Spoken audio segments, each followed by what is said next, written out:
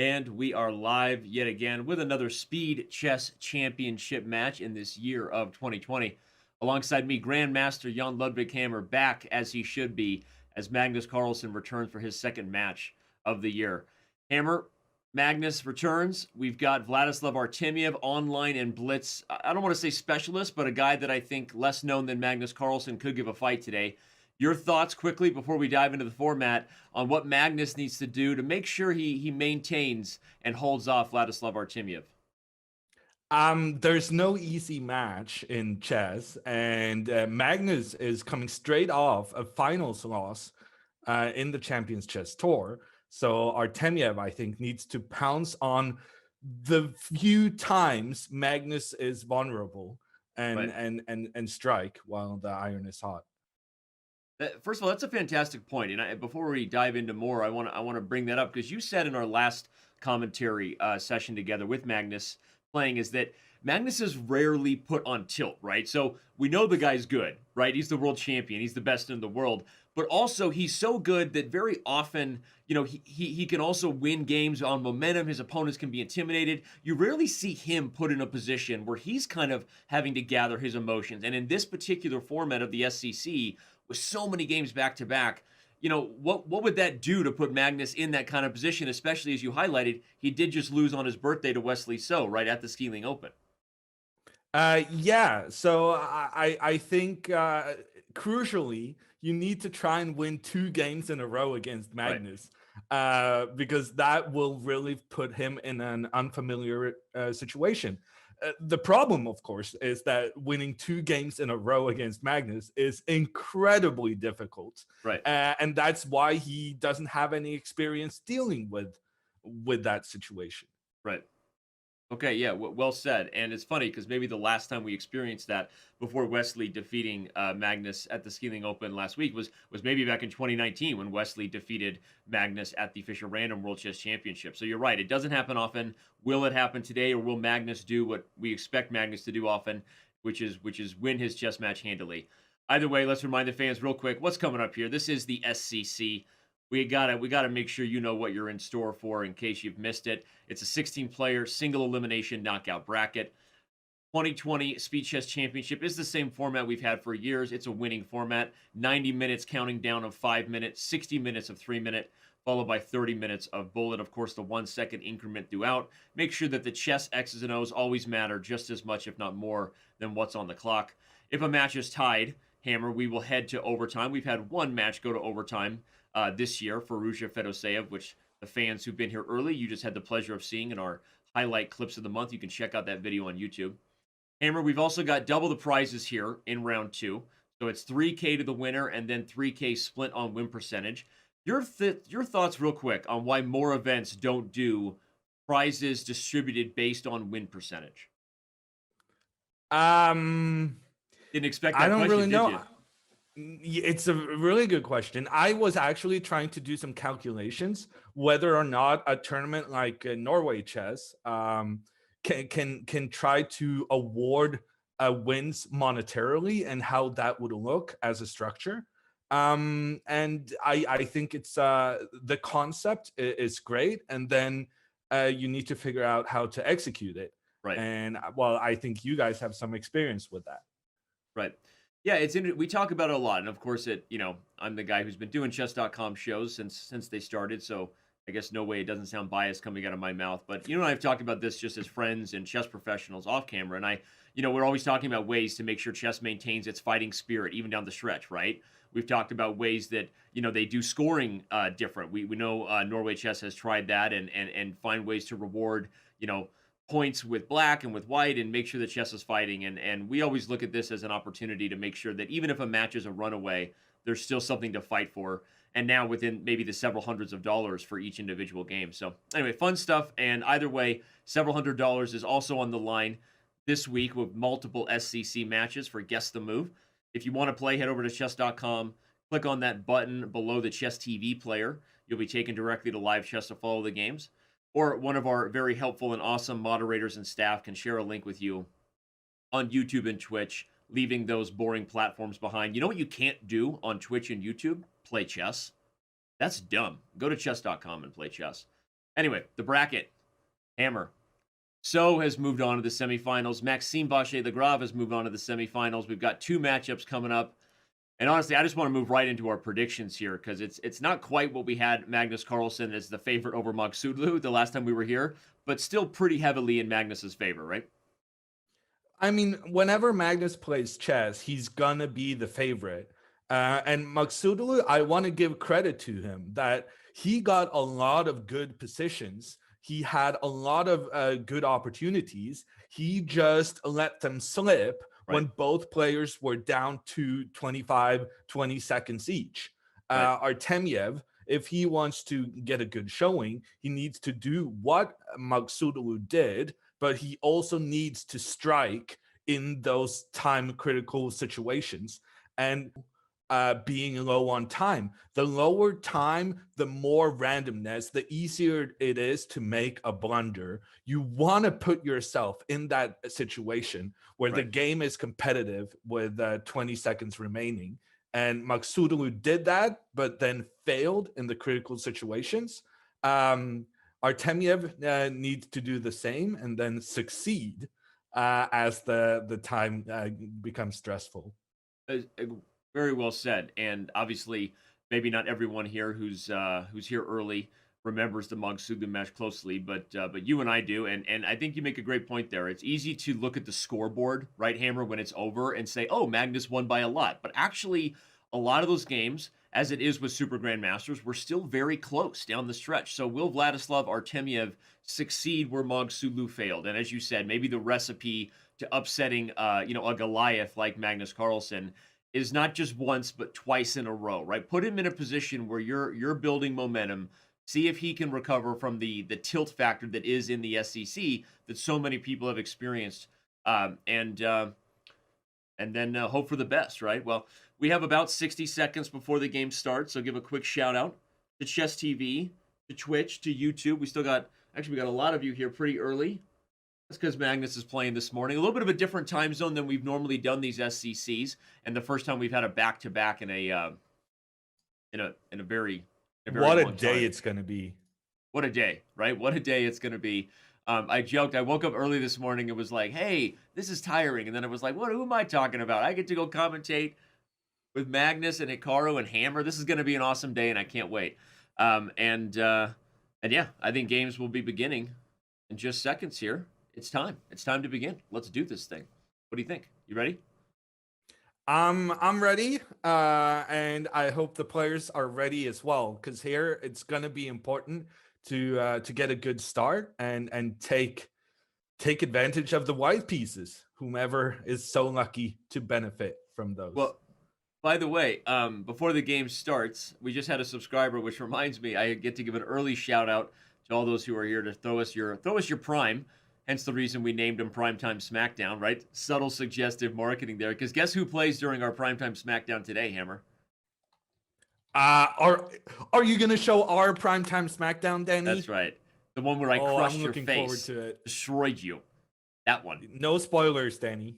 No spoilers. Okay. It's going to be awesome. I can't wait. So if you are not a subscriber to Twitch, we do appreciate it. We know that we obviously run ads. It's no secret here. This content we bring you, a lot goes into our events here at Chess.com, and we appreciate you putting up with that as we try to bring you the best content and chess shows online in the world as best we can anyway. And if you do want to avoid ads, please consider throwing us a subscription. You can also watch on Chess.com TV for an ad-free experience.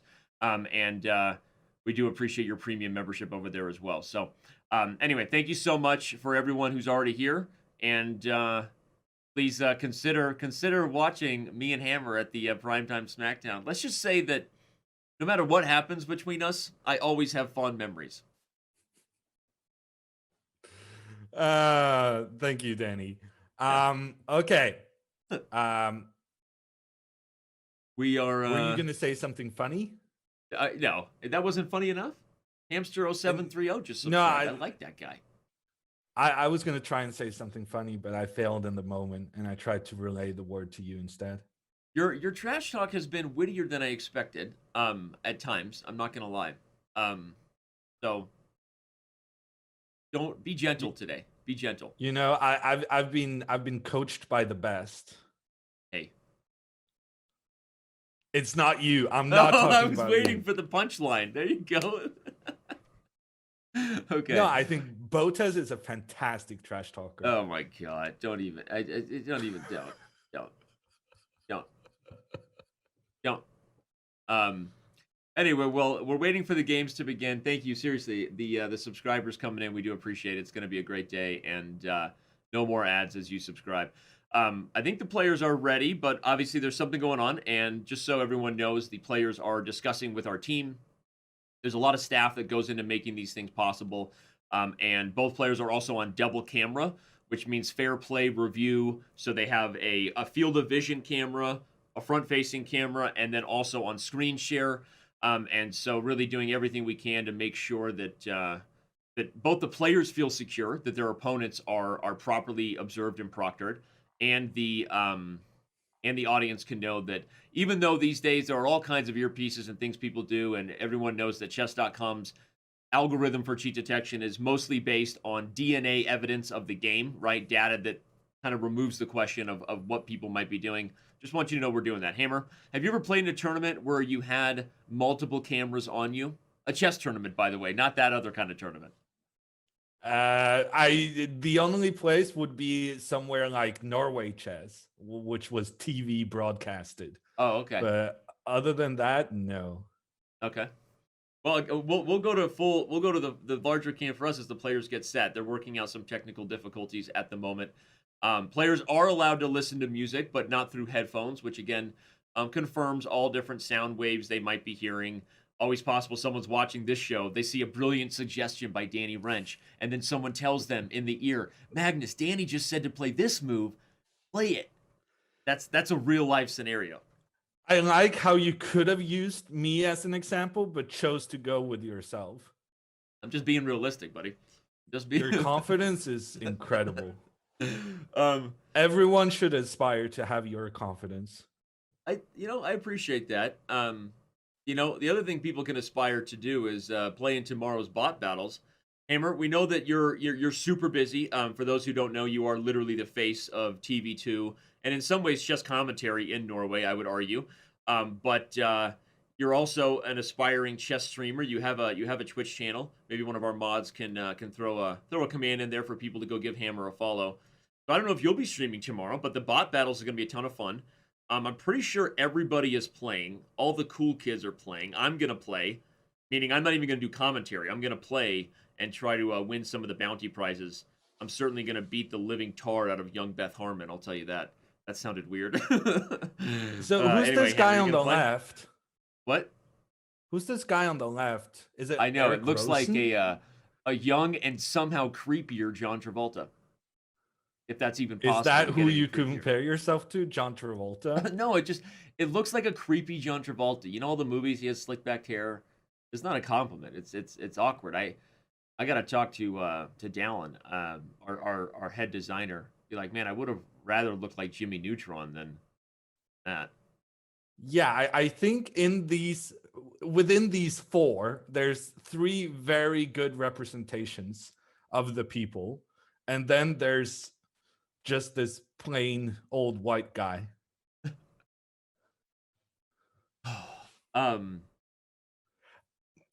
I got feedback that I wasn't funny enough last time, and I've really been working on that, first of all, Danny.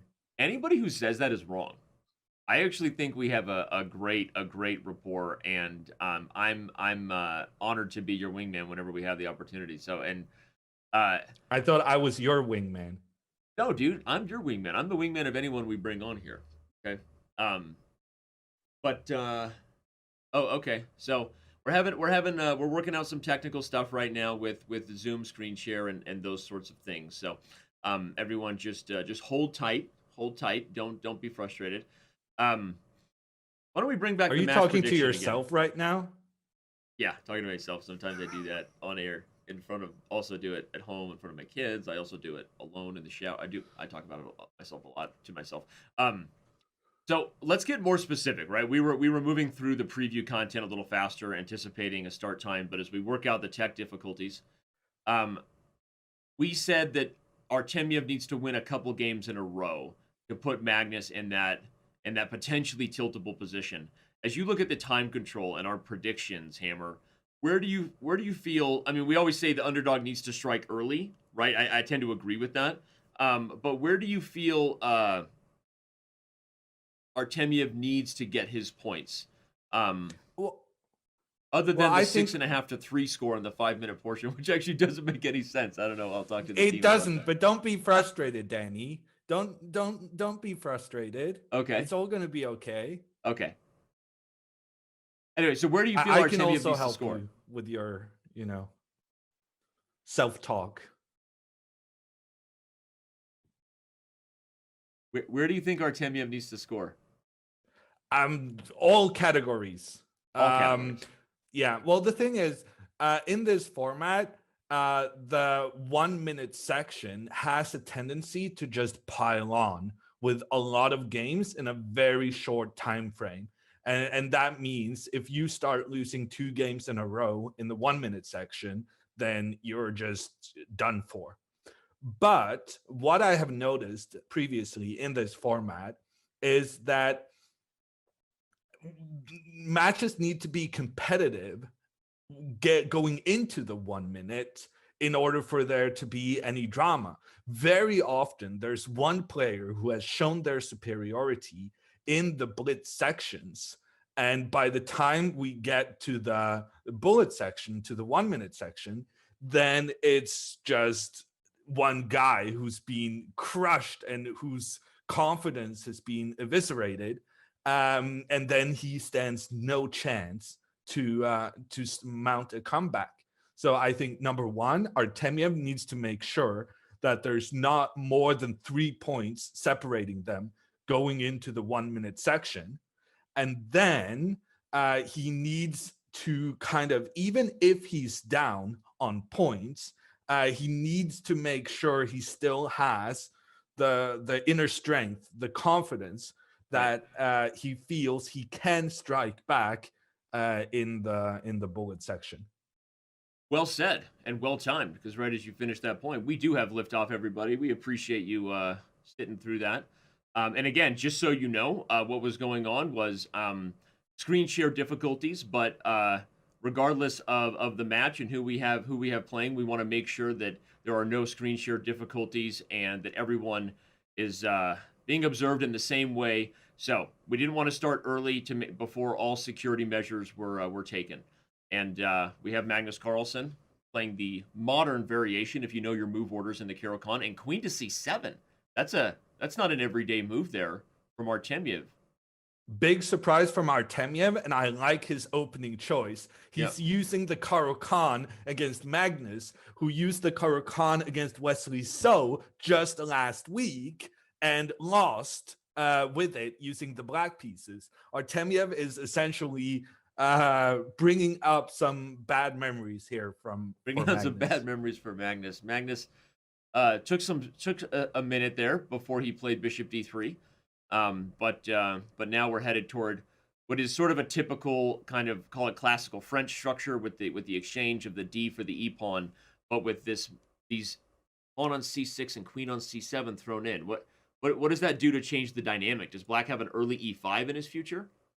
I don't know. It looks kind of strange from Artemiev, but at least he got Magnus to spend some time in the opening. This is very reminiscent of games I've seen with the big Anatoly Karpov, the master of the Caro-Kann opening. And it's so solid. It's very difficult to break down, and Magnus is going to have a tough time with it today.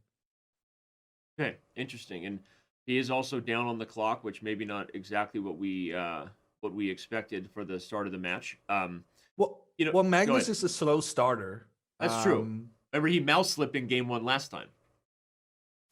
And in his match against Magsudlu, the score was 2-2 when Magnus won 10 games in a row.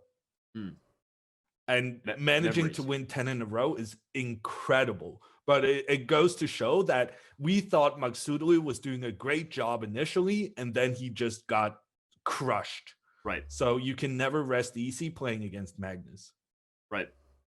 No, great point. Although you also made the point, as I was asking you to break down the time controls, that regardless of the score, Artemiev needs to keep the inner confidence. He needs to keep the inner focus, right? And I will say that one thing I've observed about Vladislav, one of the most consistent performers, I think, outside of Hikaru Nakamura in our Speed Chess Grand Prix this year, Hammer, is he is kind of that. He's got that emotionless killer kind of mindset. You know, he doesn't seem to get rattled every time. I would say, you know, oh, that's a huge blunder. You think he's going to lose his focus. He does have that, which I think is kind of something that a lot of the top players have, right? Where they sort of have a short memory about mistakes, right? And so we'll see if he can maintain himself, even if the score gets a little bit rough there.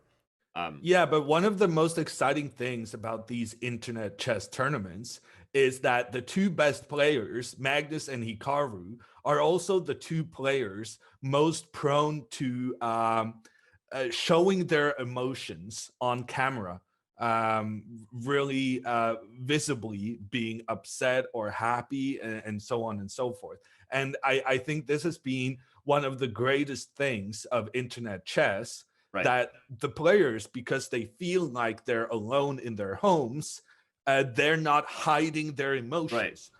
Over the board, they would always quell any sort of sign the opponent could use. Whereas here, they show more emotion, and frankly, that's fantastic. And I love that Magnus and Hikaru, the two best players, are the most visible in relaying what's going on in their head. Again, well said. We've talked about that a lot with the SCC and then other events like the Pro Chess League and other things, that there's been, in some ways, a more intimate connection fans have felt online with players because of exactly what you said. You get this sort of view of and the immediate reaction because players are so comfortable, right? You know, when you're not wearing pants, it's easier to let your guard down, you know, and just relax. Are you wearing pants, Danny? I may or may not. It's business up top, party down low, the chess commentator's world. And look at this from Magnus. Magnus had the opportunity to castle, but he was scared that the kings would be on opposite sides of the board, allowing Artemiev to start an attack. And so Magnus, by bringing his bishop out, he's signaling that he's kind of scared and that he wants to put his king on the same side as Artemiev's king, because that's known as being a safer positioning. 100%. And I wonder if it changes the end game slightly, right? So when we look at the long-term nature of the 4-on-3, but then the 3-on-2 on this side, but Black's king is already on that side of the board. That typically is a good spot if you get to an endgame and you're dealing with someone trying to convert a passer. So that's, I mean, a lot of things about this position to me are just not clear yet, right? And that's probably why the engine also feels it's a very, very close to level position. So then I look at the clock after that whole kind of tangent and say, Artemiev doing well with Black, right? He's yeah, I was gonna say a big 1 minute advantage on the clock for the Russian, and here he goes striking out against White's queen as well. Very aggressive play from him. Magnus is going to be trying to show that, in the words of our coach Simon Agdestein, Magnus will try to show that bishops are best in the long games. That they stay alive for a long time, get into an end game where there are fewer pawns, and bishops are best the fewer the pawns on the board, because both your own pawns and your opponent's pawns have a tendency of getting in the way of bishops, and so that's why they're good in the long run as the pawns get exchanged off. So we have Simon Agdestein to thank for your great series on Chess.com on the bishop pair and your and Magnus's brilliant play. I already knew that, but I'm pretending I didn't. Anyway, no, great point. And I'll just highlight again, the bishop pair is sort of White's long-term trump card here because of the fact that Black doesn't have a light square bishop. So right now it's not, you know, not necessarily an issue, but that's what Magnus is hoping for in the long run. Okay, we're starting to get spicy here, Hammer. Knight b6 opens the rook. Will Artemiev risk going for this pawn? I highly doubt that. Yeah, he says no, thank you. I'll make the king safe. And Magnus still down 1 minute on the clock, and he's about to be under 1 minute in total, which is a huge time advantage for Artemiev. And he's going to be looking to keep pieces on the board to keep the situation difficult and try to get Magnus in with a bad decision in time trouble. Bishop to c1 to renew defense on the knight. I think Hammer highlighted the biggest point here, which is time. But I still like Magnus's position in the long run, regardless of what the computer says. I feel like the bishop pair will have the potential to strike. What does Black do I now? agree. Yeah, I agree. There's nothing wrong with Magnus's position. It's just the time is precarious. And Right. I think the biggest mistake Artemiev can make now is just sit there and run his clock trying to find the best move. Sometimes you need to be a little cynical and say, well, I'm not going to play perfect chess, but it doesn't matter because by playing quickly, I can put a lot of pressure on my opponent who's Right. maybe not very used to being in a situation where he's low on time and prone to making mistakes. So I think Artemiev spending a half a minute on one move there was A little bit. unnecessary. Yeah. No, well said. And now he goes for this plan of bishop d6, trying to take advantage of the queen being in a precarious spot. That's actually Yeah. kind of awkward. Yeah, Magnus's queen has been kicked around a lot this game, and it's clear that he's settling into the match because he's still spending so much time. Wow, the piece sacrifice from Magnus, giving away a piece for 2 pawns. He's about to get a third pawn on g4, but in general, a piece is very valuable. And For sure. Artemiev also doing a good job of getting rid of Magnus's bishop pair. He has the upper hand both on the board and on the clock. It's super interesting Magnus went for that. I guess from a practical point of view, he was feeling both the pressure of his queen and the fact that he's getting low on the clock. But yeah, I like that Artemiev, not that he took the piece hammer, but that he did so very quickly. He's like, all right, here we go. Right? I'm not going to overthink this.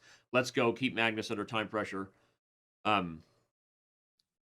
think with 3 pawns for the bishop, I think it's very important that Artemiev hold on to his pawn on h6, because if Magnus is able to eliminate all the pawns on one side of the board, his defensive task on the other side becomes much easier. So that may explain why Artemiev chose to use the rook that was in the center of the board and use that one to push over to the side, because he wants to keep his corner rook protecting that very important remaining pawn. A great point. What do you think about Magnus's queen trade there, right? He's relying on the endgame where, in some ways, the knights are not always the best pieces coordinating against maybe ideas where you start doing things on the king side here. It's interesting. Yeah, I don't think Magnus has given up hope on winning this game.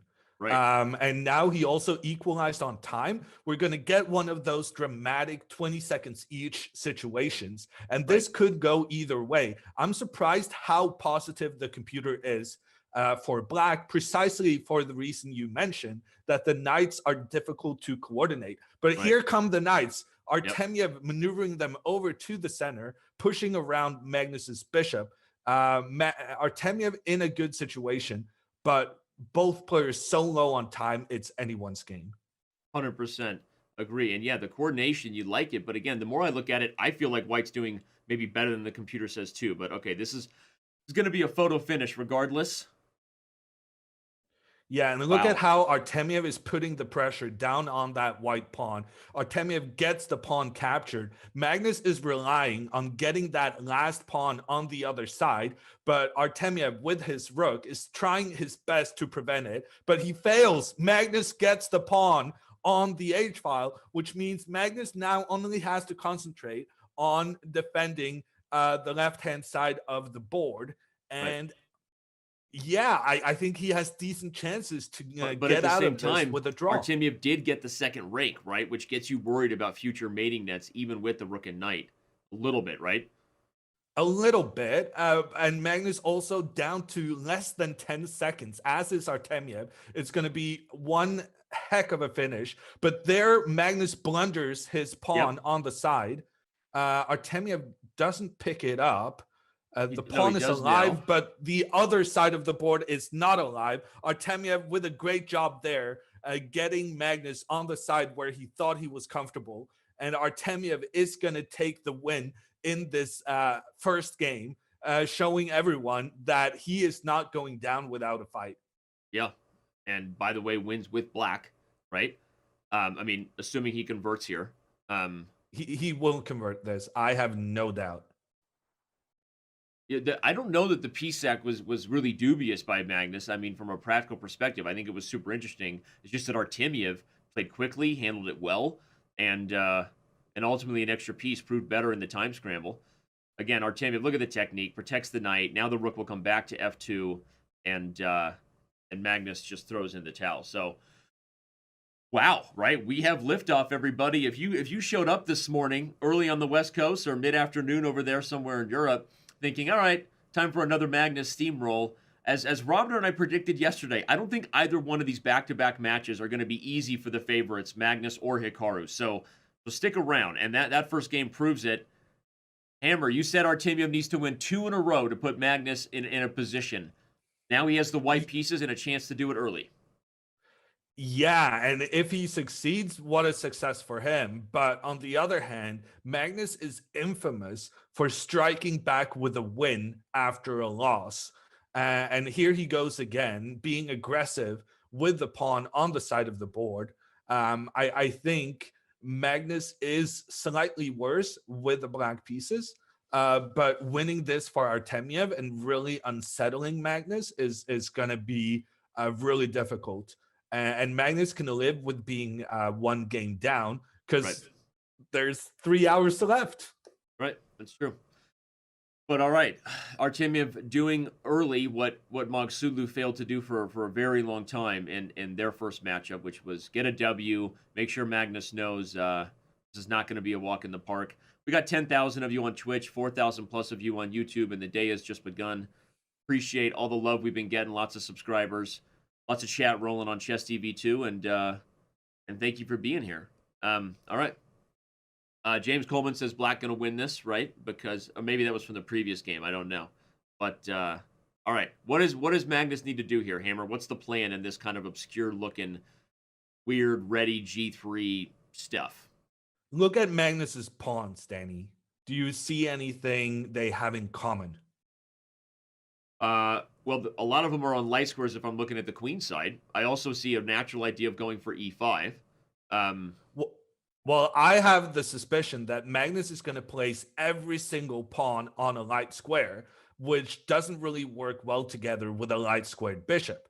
So Magnus coming forward with his knight in the center, he's going to be hope that Artemiev captures the knight in the center so that Magnus can take back with his bishop. And I think it's likely we'll see Magnus giving up the light squared bishop for a knight, essentially saying that the bishop can get can't really do anything. So it's better to get it exchanged off, given how many pawns are still on the board. Yeah, and he does so. Quick trigger happy board resize for those who are going to clip that and make fun of me later. We'll work on that little mouse sensitivity. Anyway, all right, he gets the bishop in. So I was going to highlight, if you said he's going to put all his pawns on light squares, then the idea of getting the bishop outside the pawn chain makes a lot of positional sense. But here comes Artemiev forcing the issue on the queen side, right? He wants tension to break, wants things like a capture to open up the A file here. Again, I kind of like how Artemiev's playing. Yeah, mainly he's looking at Magnus's pawn on b7, and that's the guy you always want to get after when your opponent lets the bishop out of its cage. And I'm not sure how Magnus should defend that guy. It's a difficult thing because probably he wants to use his queen, but if he moves his queen to d7, he's got to count on what happens if white moves the knight up in the center. If the queen goes to c8 or c7, he's putting the queen on the same file as white's rook, which is not a good thing to have happen to the queen. So Magnus right now struggling to find out how to defend the pawn. But he chooses and I'm surprised. Yeah, I'm surprised by that decision from Magnus. Because now we have an opening on the far side, And it feels to me like white is better prepared to get something out of that. Well, you said it too. The queen can't guard the b pawn, at least not safely on the c file. Um, Queen d7 does it, but are we worried about ideas with the knight coming in? Are we No, prepared to? I don't think so. Okay. I think we're happy to give up our bishop for that knight should it get into the center. But Magnus was not happy with that. But his decisions have cost so much time. Magnus Yeah. once again down on time over a minute. And he puts his queen on that same file as white's rook, which is something you mostly want to avoid. And here we see Artemiev trying to take advantage of the opening on the side rank, trying to get the rook involved all the way down on the other side.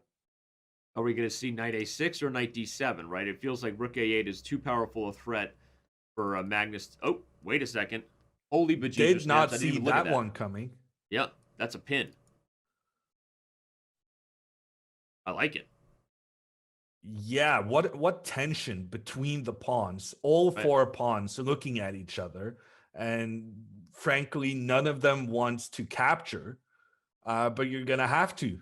It's live or die for those pawns over the next couple of moves. Yeah, I wonder if Magnus has a way to force white. Let's bring up the analysis board and just quickly show the obvious, right? The whole point, as Hammer said, you can't take here because of that. Oh, well, Magnus does capture c4, but the risk I thought was, but if queen takes, maybe Magnus will take twice, actually, right? Trying to strap an endgame where maybe white ends up with an isolated pawn as a weakness on d4 is maybe in the future. Yeah, so Vladislav takes with a pawn instead, trying to build good central control with his pawns. Now, Magnus, he's going to try to claim that those pawns are vulnerable. But on the other hand, taking with a pawn has now allowed for the white queen to give protection to the fianchettoed bishop, which is very good for white because that means you can continue pushing forward in the middle. If it was Artemiev's move right now, he would play d5, and Magnus is down 2 minutes on the clock, which means he is not at all comfortable with what is going on here. Yeah, and if you just tuned in, this was a similar story from game one. Magnus was way down on the clock. Ultimately, it did come down to a very equal time scramble, but still, it shows that Artemiev is capable, out of the first stage of things, of making Magnus uncomfortable. Queen yeah, and c6. big moment now. Artemiev has 95. Big tactics going on, and Magnus shaking his head. Magnus sees what's going on. We have to do that on the analysis. Oh, let's do it. Danny. So the idea, everyone, is if knight e5, bishop takes e4, you can't take because the rook hangs. So knight e5 is a monster move. Black would have to take on b5 first, and then what happens here, right? Hammer, it's a total mess. Yeah, I don't really know, but Black's knight did not like this situation. However, a different move was played by Artemiev. Instead, he chose to get his rook involved immediately, and Magnus just moving that rook into a defensive position. Yep. But maybe that's what the position required. Well, maybe Magnus was actually shaking his head kind of to his own time management. Like, I had that thought when he first did it. It wasn't about queen c6, and he is still equal, but only 20 seconds is like, hey, there's a lot of chess to be played here, man. You got to speed up. Yeah, and Magnus going into an end game, basically just trying to defend. But on the other hand, Magnus and end games, it's like Norwegians and brown cheese. It just goes together. What? I mean, appropriate would have been salmon. Norwegians and salmon. Brown cheese? It's good. I promise. It's good. Well, you learn something new every day here on Chess TV. At least you can go home and say that. What you need to know, Danny, is that we sell the salmon. You know, okay. You think Norway is all about salmon, but we sell it. We let other people eat I was there last year, and just about every buffet I went to, you know, Scandinavians and how much they love their buffets. Every single buffet, breakfast, lunch, and dinner had salmon. Okay, back to the game.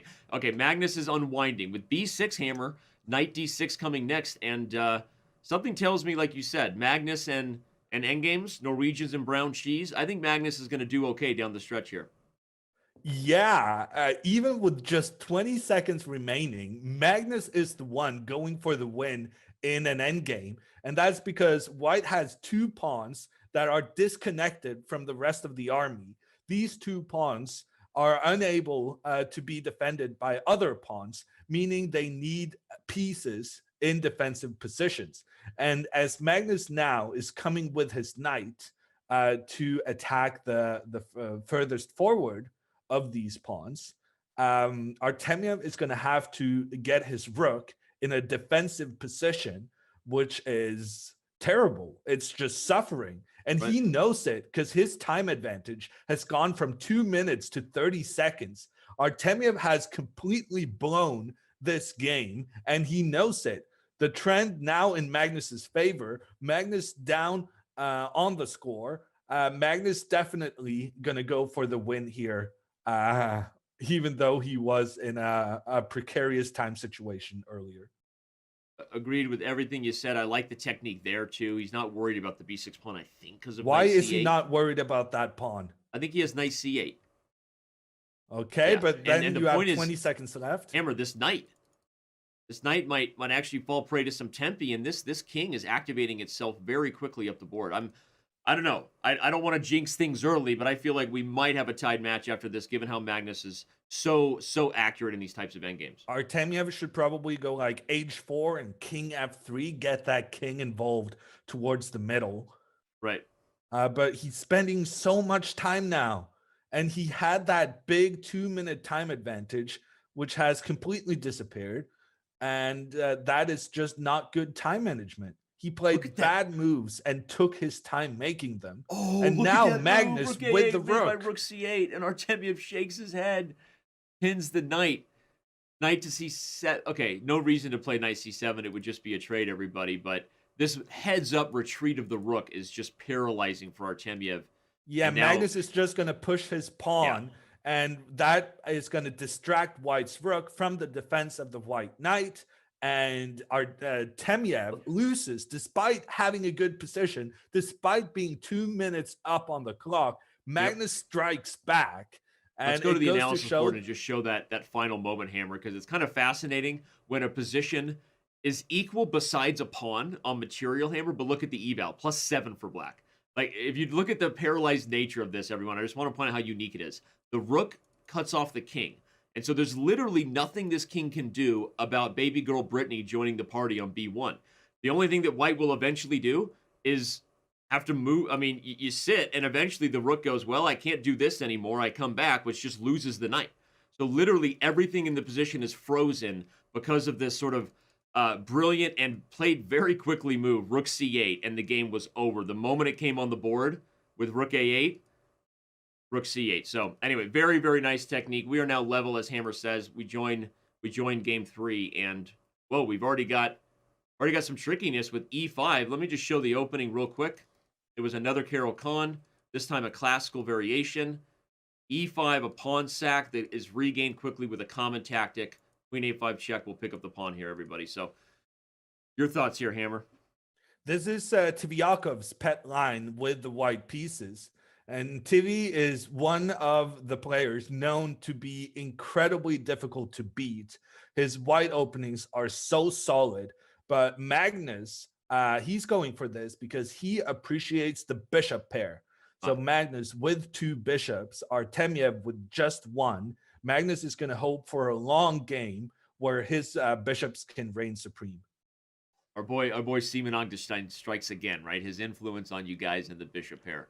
I'm going to go into Twitch chat and use one of my emotes. Oh, the bishop pair. My boy Magnus, he knows I'll let how you to do respect it. While you'll bishops. do that, I'll remind everybody, thank you for all the subs coming in and all the chat we're getting. Every room is lively and popping. YouTube, Twitch, Chess TV. It's going to be a fun day. The match is level.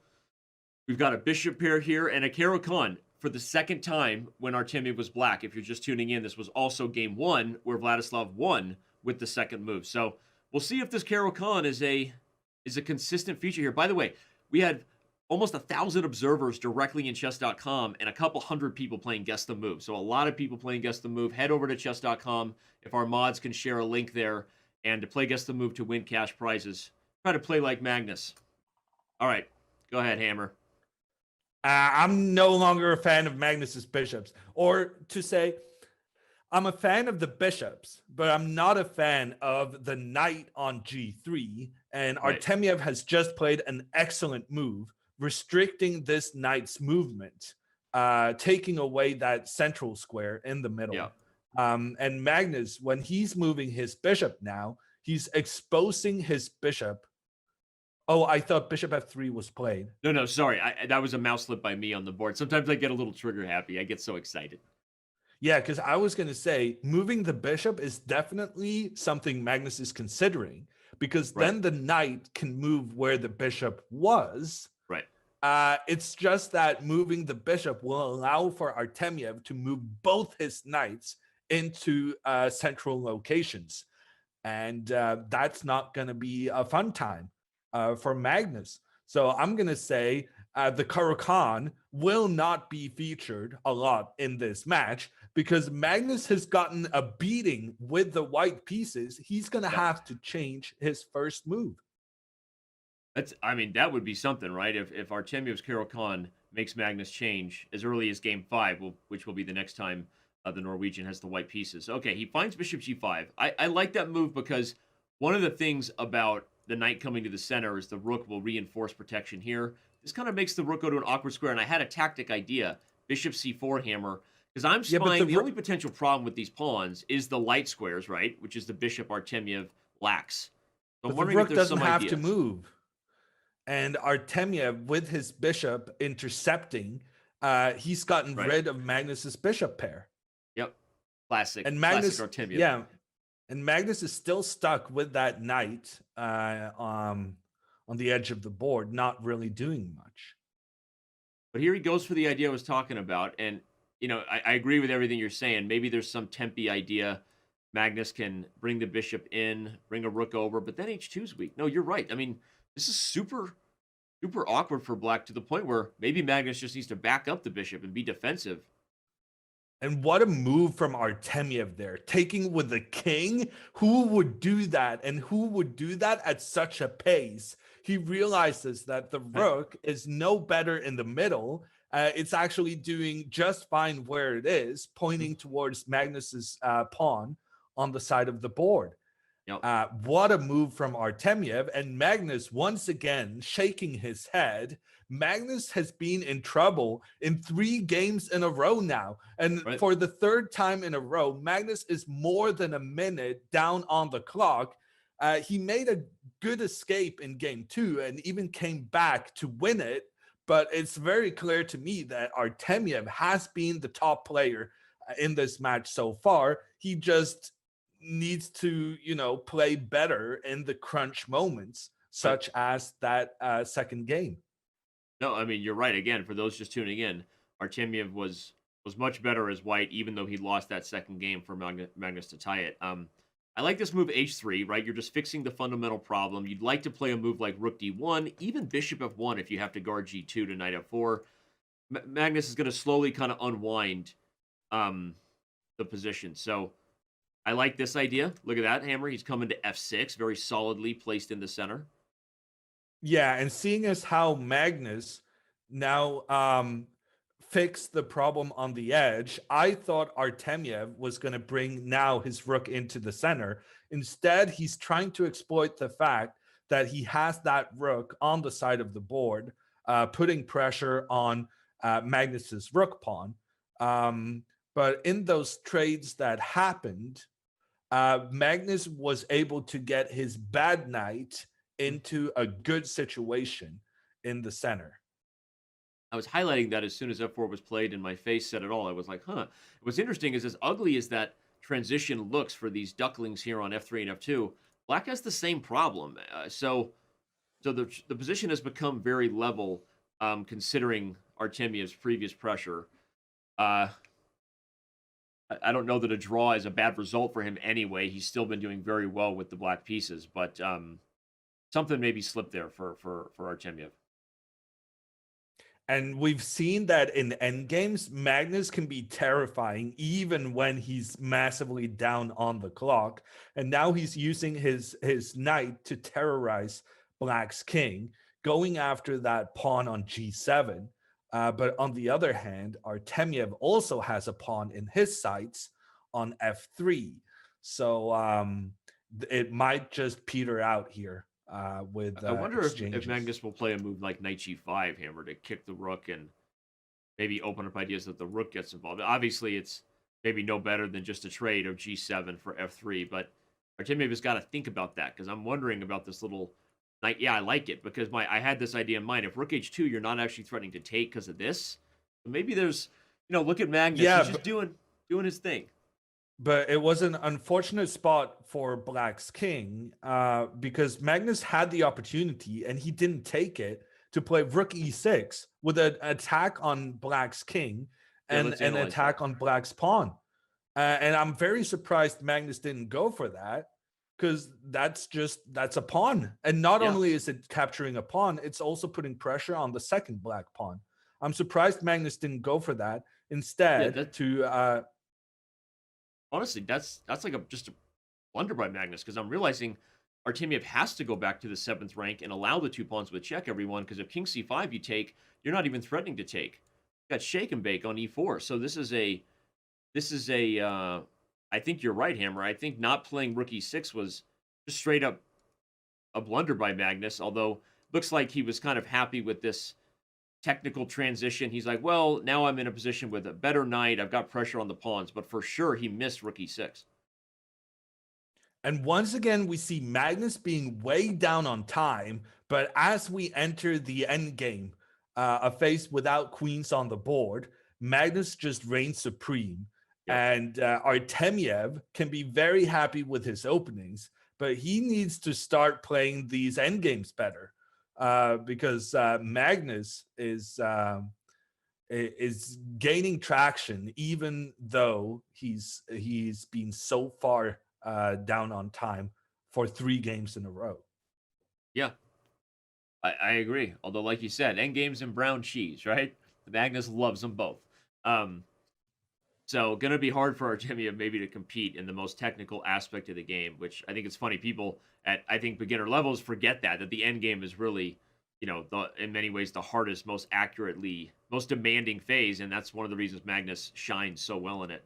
I think Artemiev is defending. I do believe Magnus is going to regret having not played rook e6 because I feel like now that this setup is established, this knight so well kind of defending everything, he'll probably just go back to c8 here. I don't think Artemiev loses this. Oh, look at that. Is that Vlad saying, hey, maybe I'll play this on a little bit? Yeah, wow. A spell of confidence there from Artemiev. And now with this check, he's forcing Magnus's king back, after which Artemiev will capture a pawn with a check. It's a pawn up for Artemiev, and it's a great display from him, showing that he's not afraid of Magnus. Magnus was inviting this back and forth, going for the draw, seeing as how he was down on time. But Artemiev has understood that he needs to use his time advantage more. And he took this opportunity to put some pressure on Magnus. Ooh. But now we're still getting a back and forth. So Magnus, obviously, a great defender, but it's a promising sign from Artemiev that he was willing to go for the win there and put pressure on Magnus. Because if you're going to play a 3-hour match against the best player in the world, you're going to lose if you don't put pressure on him. You need to put him in those tricky situations. And that whenever Magnus is down to 20 seconds, that's a tricky situation. And Artemiev tried to capitalize on it. It didn't work this time, but maybe next time he may reap the rewards. Let's bring up the analysis board and just show that point because it's going to be a storyline throughout the day. You're 100% right that right here, when there was an opportunity for a potential repeating of moves, everyone, second time it came, Artemiev said, you know what, I'll play king b6. And now you're in a bit of a tricky situation with rook f4, not just the ideas I said of advancing, but f3 falling. So it ultimately did end in a draw. But his Hammer's point is that you can't play passive and be happy for a draw against Magnus. He makes Magnus accept the perpetual here rather than the other way around. So again, just a good psychological point there made from Hammer. We'll see if that continues to be something that Artemiev is able to go. So, all right, And let's another game for Vladislav with the white pieces, but we do remember that the only game he's lost so far was with white. So right. the lower the time controls, and in blitz chess specifically, colors don't really matter as much as in classical games, because there's more stuff happening and more accidents prone to happen, which can happen both with white and with black. As we say in blitz, bleep happens, right? Accidents happen when it comes to blitz. Now G4 is a move that says, I'm not going to have this hedgehog just continue to be one where black can maneuver. And in this structure, everybody, let's bring up the analysis board real quick to highlight that. Forget sometimes what the engine says that white's just better. Black has a super solid position. This is a hedgehog setup where black can kind of slowly remaneuver, move the rook and the bishop and kind of relocate. So one of the things white has to do at some point when you have a big space advantage is say, you know what? I'm not afraid to use it. And G4 is a move that has direct intentions to turn this space advantage into some sort of kingside attack. And so we see G4 met by knight C5 from Magnus to clear up the D7 square for the knight. But I like this aggressive showing here, Hammer, by Artemiev to say, I'm ready to get frisky over here in this hedgehog and see if I can use my space. Yeah, it's but it can backfire. Right. It's a very committal move. White's king will be left without pawns to defend it. And Magnus will try to capitalize on that, while Artemiev will try to create an attack on black's king and just pretty much cramp black's position. As the white pawns advance, there's going to be less and less space for the black pieces. And this h6 move is a really interesting psychological ploy from Magnus. Yeah. He's trying to provoke Artemiev into going h4, after which Magnus will play the move h5. And he's going to be like, oh, I was just moving one forward to provoke you to go further forward. And then the knight will jump in behind white's pawns to create lots of trouble there. I love that idea. I just highlight on the board. I learned something from that. That's an instructive little, advanced little pawn maneuver there. And Artemiev does not take the bait. He switches sides and then plays G5, which the risk of that after H6, everyone, is the trade kind of splits the pawns, right? Normally, you would love to have the H pawn recapturing. Here, you're forced to take with the F pawn, where, yes, you avoid that knight G4 from Magnus, but you've really, as you said, Hammer, this is an example where the hedgehog could lead to a crushing win. Maybe G6 comes and the position falls apart, or it could lead to a lot of risky chess here because white is super committed opening the king. Yeah, and G6 definitely was Artemiev's plan, and he plays it without thinking. For the fourth game in a row, Magnus is down 1 minute on the clock, and these white knights are about to infiltrate black's position. The knight, the point of white's last move is trying to eliminate the defender of the E6 pawn. And if Magnus loses this E6 pawn, then the other white knight will also get an opportunity to jump in the center. And that's just spells disaster for Magnus. And I'm not sure how he's going to keep control of his light squares in this situation. No, I agree with you totally. And I feel like this is a weird position to see the eval only +1 for white, because our human brain of the hedgehog feels like white has gotten everything they desire, right? They've gotten the tactics on the light squares. They're taking advantage of this lack of space from black. And these E6 tactics are all too common, everyone, in games where white rolls to a victory in the hedgehog. So we'll see how Magnus and I was going to say, I think Magnus needs to bring the king out. Magnus is not in the position where you normally would like to involve the king, but sometimes you just got to do what you got to do. And that king needs to come out to defend the pawn in the middle. But He chooses not to take with the king, but that does lose a pawn. I think you were maybe right. Maybe he should have taken with the king. Look at that discipline from Artemiev. Doesn't even take it with the knight. Brings in the piece capable of more damage on the light squares. This looks like a tough game for Magnus. Yeah, great move from Artemiev there. Wow. And Magnus down 2 minutes on the clock. I mean, Magnus is getting steamrolled in this match. He's just so fortunate that he managed to turn game 2 around to equalize the score. Otherwise, I could easily see Artemiev being up by 2 points, maybe even 3. Yeah, I mean, at this point, if he wins this game, obviously the math is he'll only be up by 1. But again, if you're just joining us, the storyline has been Artemiev has been the guy so far, right? The score's level, but the X's and O's on the board have been Magnus fighting for his life and down on time pretty consistently today. This looks like a game. Accurate moves are going to put this one away, Hammer. So what is it? Is it? Maybe accurate moves will finish it, but I have no idea what an accurate move is. I know that Magnus was intending to give up his rook if Artemiev brought his bishop into the fray. So probably great decision there by the Russian to use the knight instead. He's not afraid of knight f3, even though it looks kind of terrifying. Because I guess he's just going to move the king. Yeah, let's analyze it real quick. I think, again, Hammer's first point about bishop takes likely being met with rook takes here is really interesting because Black might suddenly get some compensation, even if he's still worse on the light squares. So the fact that this was played, we said this check not a threat because in the end, you can't take the rook before the queen has to be dealt with. So instead, Magnus plays queen takes c4. Holy, you know what? He's all in. I mean, Magnus is like, well, I think I'm going to lose this one. I have to try to create some tactics, but you see what the computer says. In an equal position, this guy's hanging, right? There's all kinds of tactics on the light squares here. The queen is hanging. Probably a simple move ends this game pretty quickly.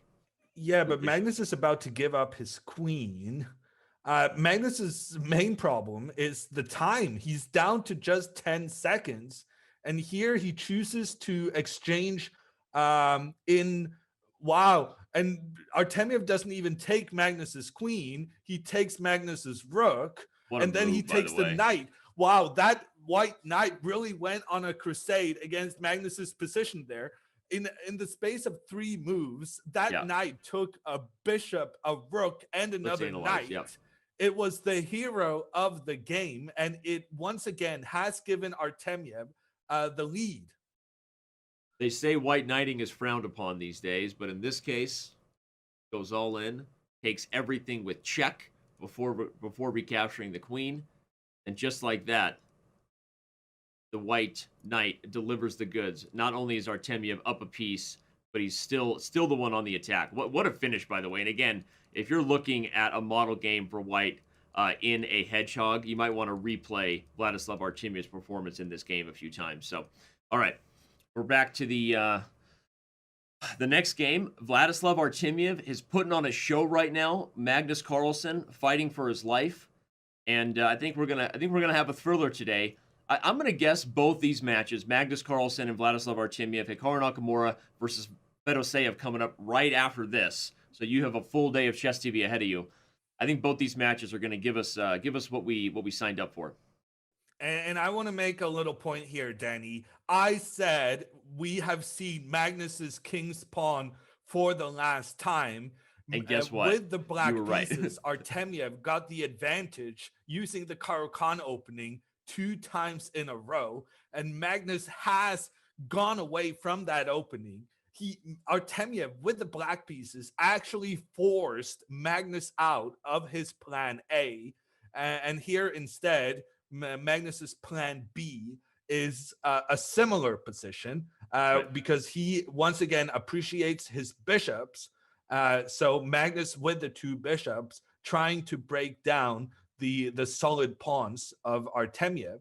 I was gonna, But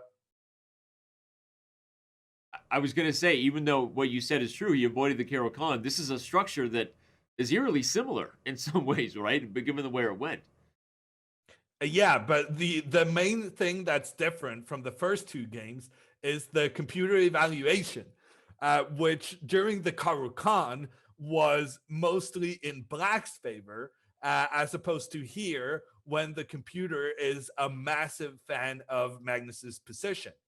right? A great point. Let's bring up the analysis board just to highlight the advance, or for those just tuning in. Hammer's main point was that Magnus had played e4 and run into Artemiev's Carol Khan, and not only failed to get an advantage, was worse with white several games in a row. Hammer called it, if you just tuned in, and indeed, Magnus agreed it was time to switch, so we went for a semi-Slav. And as I was highlighting, even though the structure is very similar in some ways to the Carol Khan, white has the bishop pair versus this solid setup. Hammer's totally right. White's space advantage is completely different here. The grip on the dark squares, the huge pawn storm. This looks like maybe a rebound game for Carlsen, who, as you said, Hammer, he doesn't like to lose 2 games in a row. Yeah, and we discussed it before the match started. Getting 2 wins in a row, that's the way to shake Magnus, but it's an incredibly difficult thing to do. And Artemiev here under pressure, I would say for the first time in the match. That's funny because he's the underdog, but I agree with you. 13,000 on Twitch, almost 7,000 on YouTube. Thanks for being here. The day has only just begun, and as you can see, the favorite in this particular battle is currently trailing. But there's a fork coming on e5. Get your emotes out. What does Black do on this? This is really kind of irritating. He's going to have to retreat, right? With the bishop or the knight, one or the other.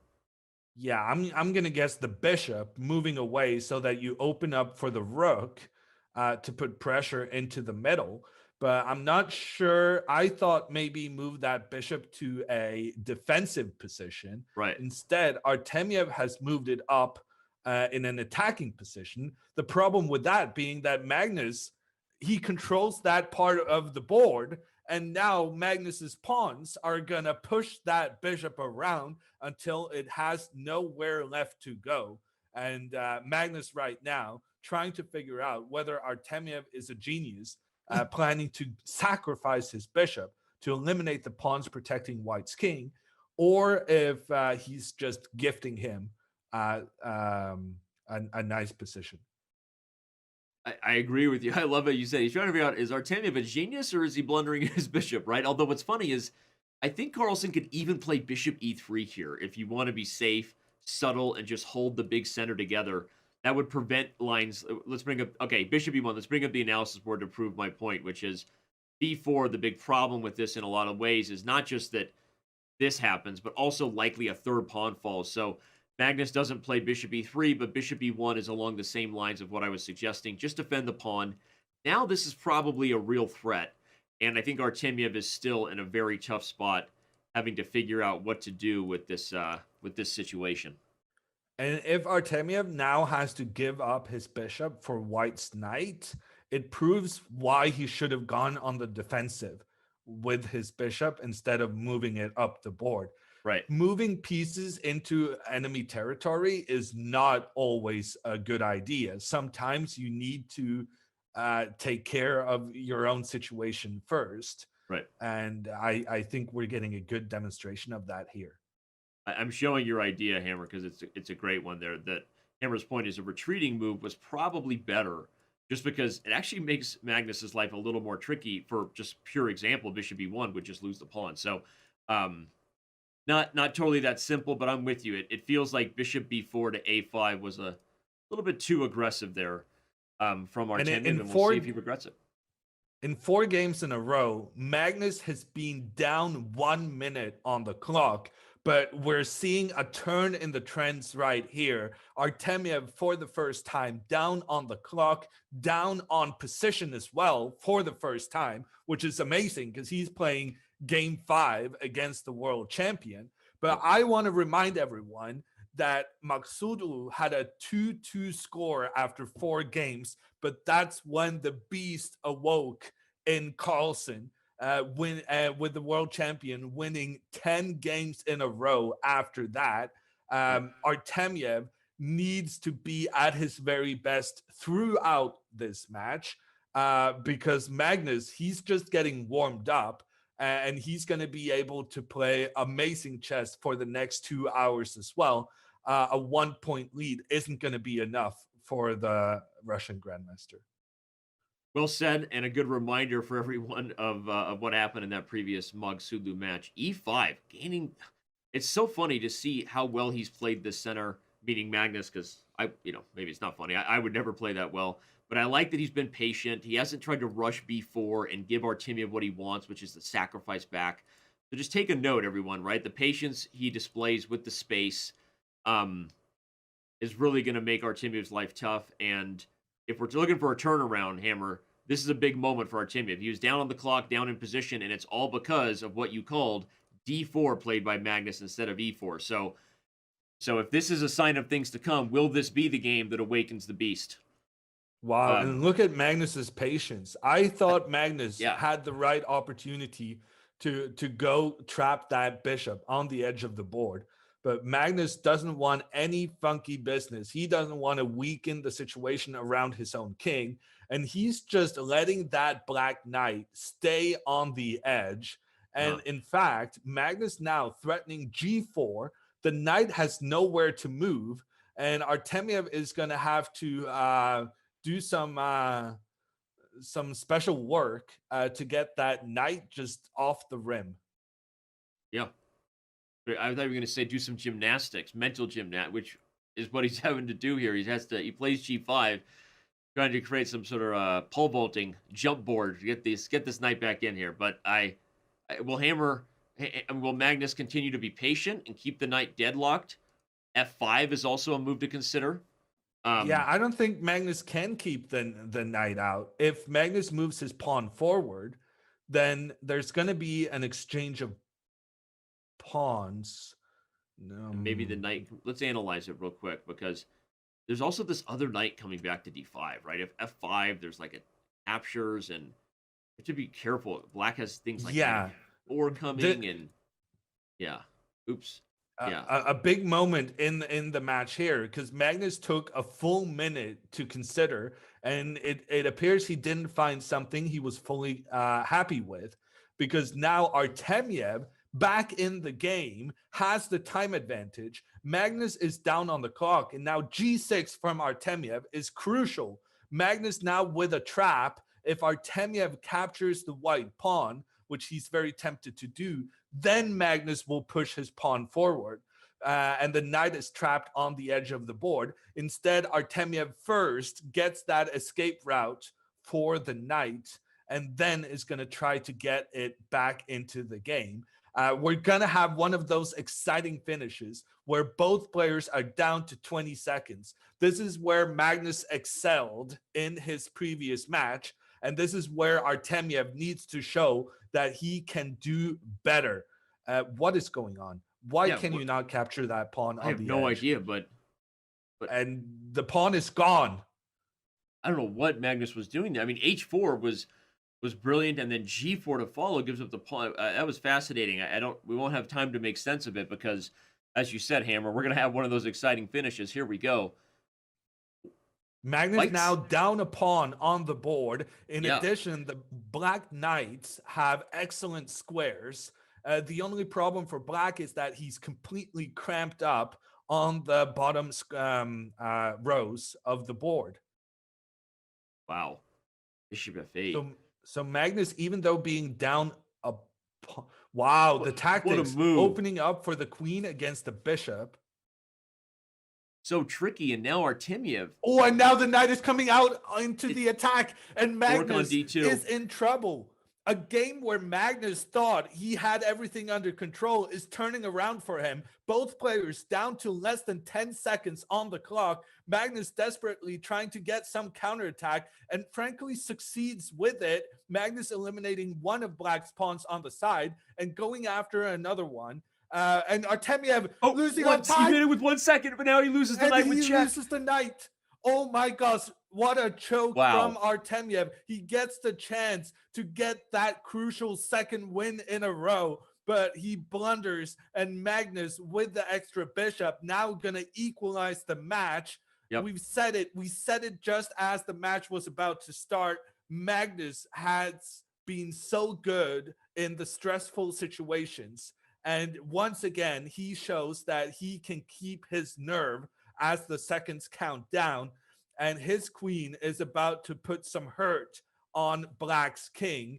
And this was a game that could have gone either way. But in the end, Magnus avoids losing 2 games in a row, and he takes the win. Wow, you brought it home there, and I couldn't agree more how huge that was, because it was that crucial game where Artemiev might have gotten 2 games in a row, right? He might have gotten that second win, but he fails to do so, and we are back to level. What a game, right? It was weird because it was a game we thought Magnus was going to win, but then Artemiev completely turned it around. If this is the storyline, Hammer, then Magnus is doing what he did against Magsudlu, right? He's playing better in those crucial time scrambles, and that doesn't bode well for Artemiev as the time controls get faster. But okay, a lot of chess left to be played. We still have 30 minutes here in the 5-minute portion. Just so excited. This is so exciting. Yeah, and remember, this may have been the turning point in the match. Magnus can be intimidating when he gets his groove on, when he gets the small margins in his favor. And once again, I want to remember that after Magnus won the 5th game of his previous match against Magsudlu, he actually continued to win 9 more consecutive games. Artemiev needs to reset after that disappointing game. He knows that he was in a winning position. He knows how close he was to take a big lead against the heavy favorite. But now he needs to deal with the disappointment of that defeat and just move on as if nothing had happened. Right. And that is what's so difficult about the speed chess format, is because the games are consecutive, because there are no breaks for the players, having a good mental, being able to cope with a defeat, avoiding 2 losses in a row, it's so crucial. Right. Yeah, no, and we said that I think Artemiev does have that quality I like to say that the great ones have, which is short-term memory loss. They're so confident, they don't tend to dwell on their mistakes. So I believe that he has that, but this is going to be a test because that was much more heartbreaking, I think, than that first loss he had. So, all right, here we go. We've got a B3 system, by the way. I just wanted to bring up the analysis board to back up because yesterday we talked about Aronian trying to go full Hikaru a few times with this B3 blitz specialty. But I will say Artemiev, even more than Aronian, actually plays these things regularly. We know he also plays the King's Indian attack regularly for those who followed the Speed Chess Grand Prix that I covered most of the events for this year. So this is not quite Levon Aronian's approach of not being so familiar with B3. I actually like the position Artemiev has achieved here out of the first few moves. And those bishops on the side of the board, I always find fascinating because I tell people you need to place your pieces in the middle. But in fact, bishops are best when they're on the side, when they're in those fianchettoed positions, because they're pointing in towards the middle. So it's not about where you place your pieces, it's about what squares they control. And bishops are of that sort, where being on the side is the way they control towards the middle.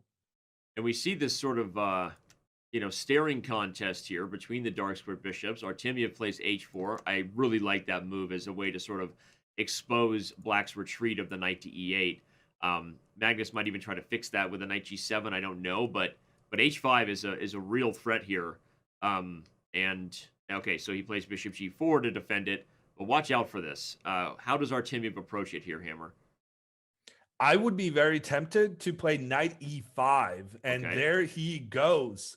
The knight putting pressure on the black bishop, putting pressure on the black knight.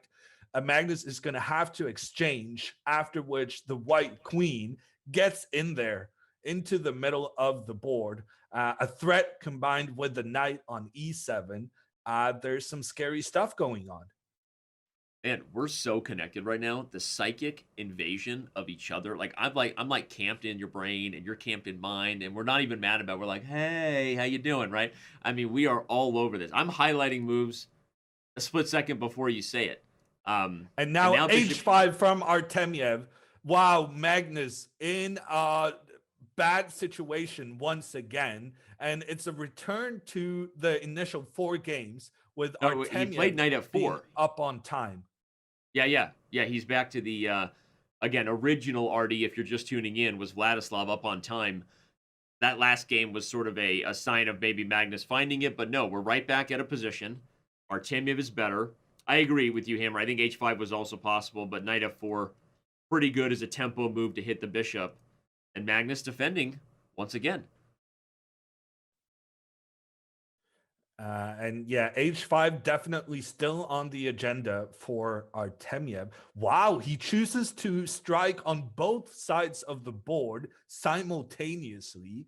The white pawn on the side just pushing its way up.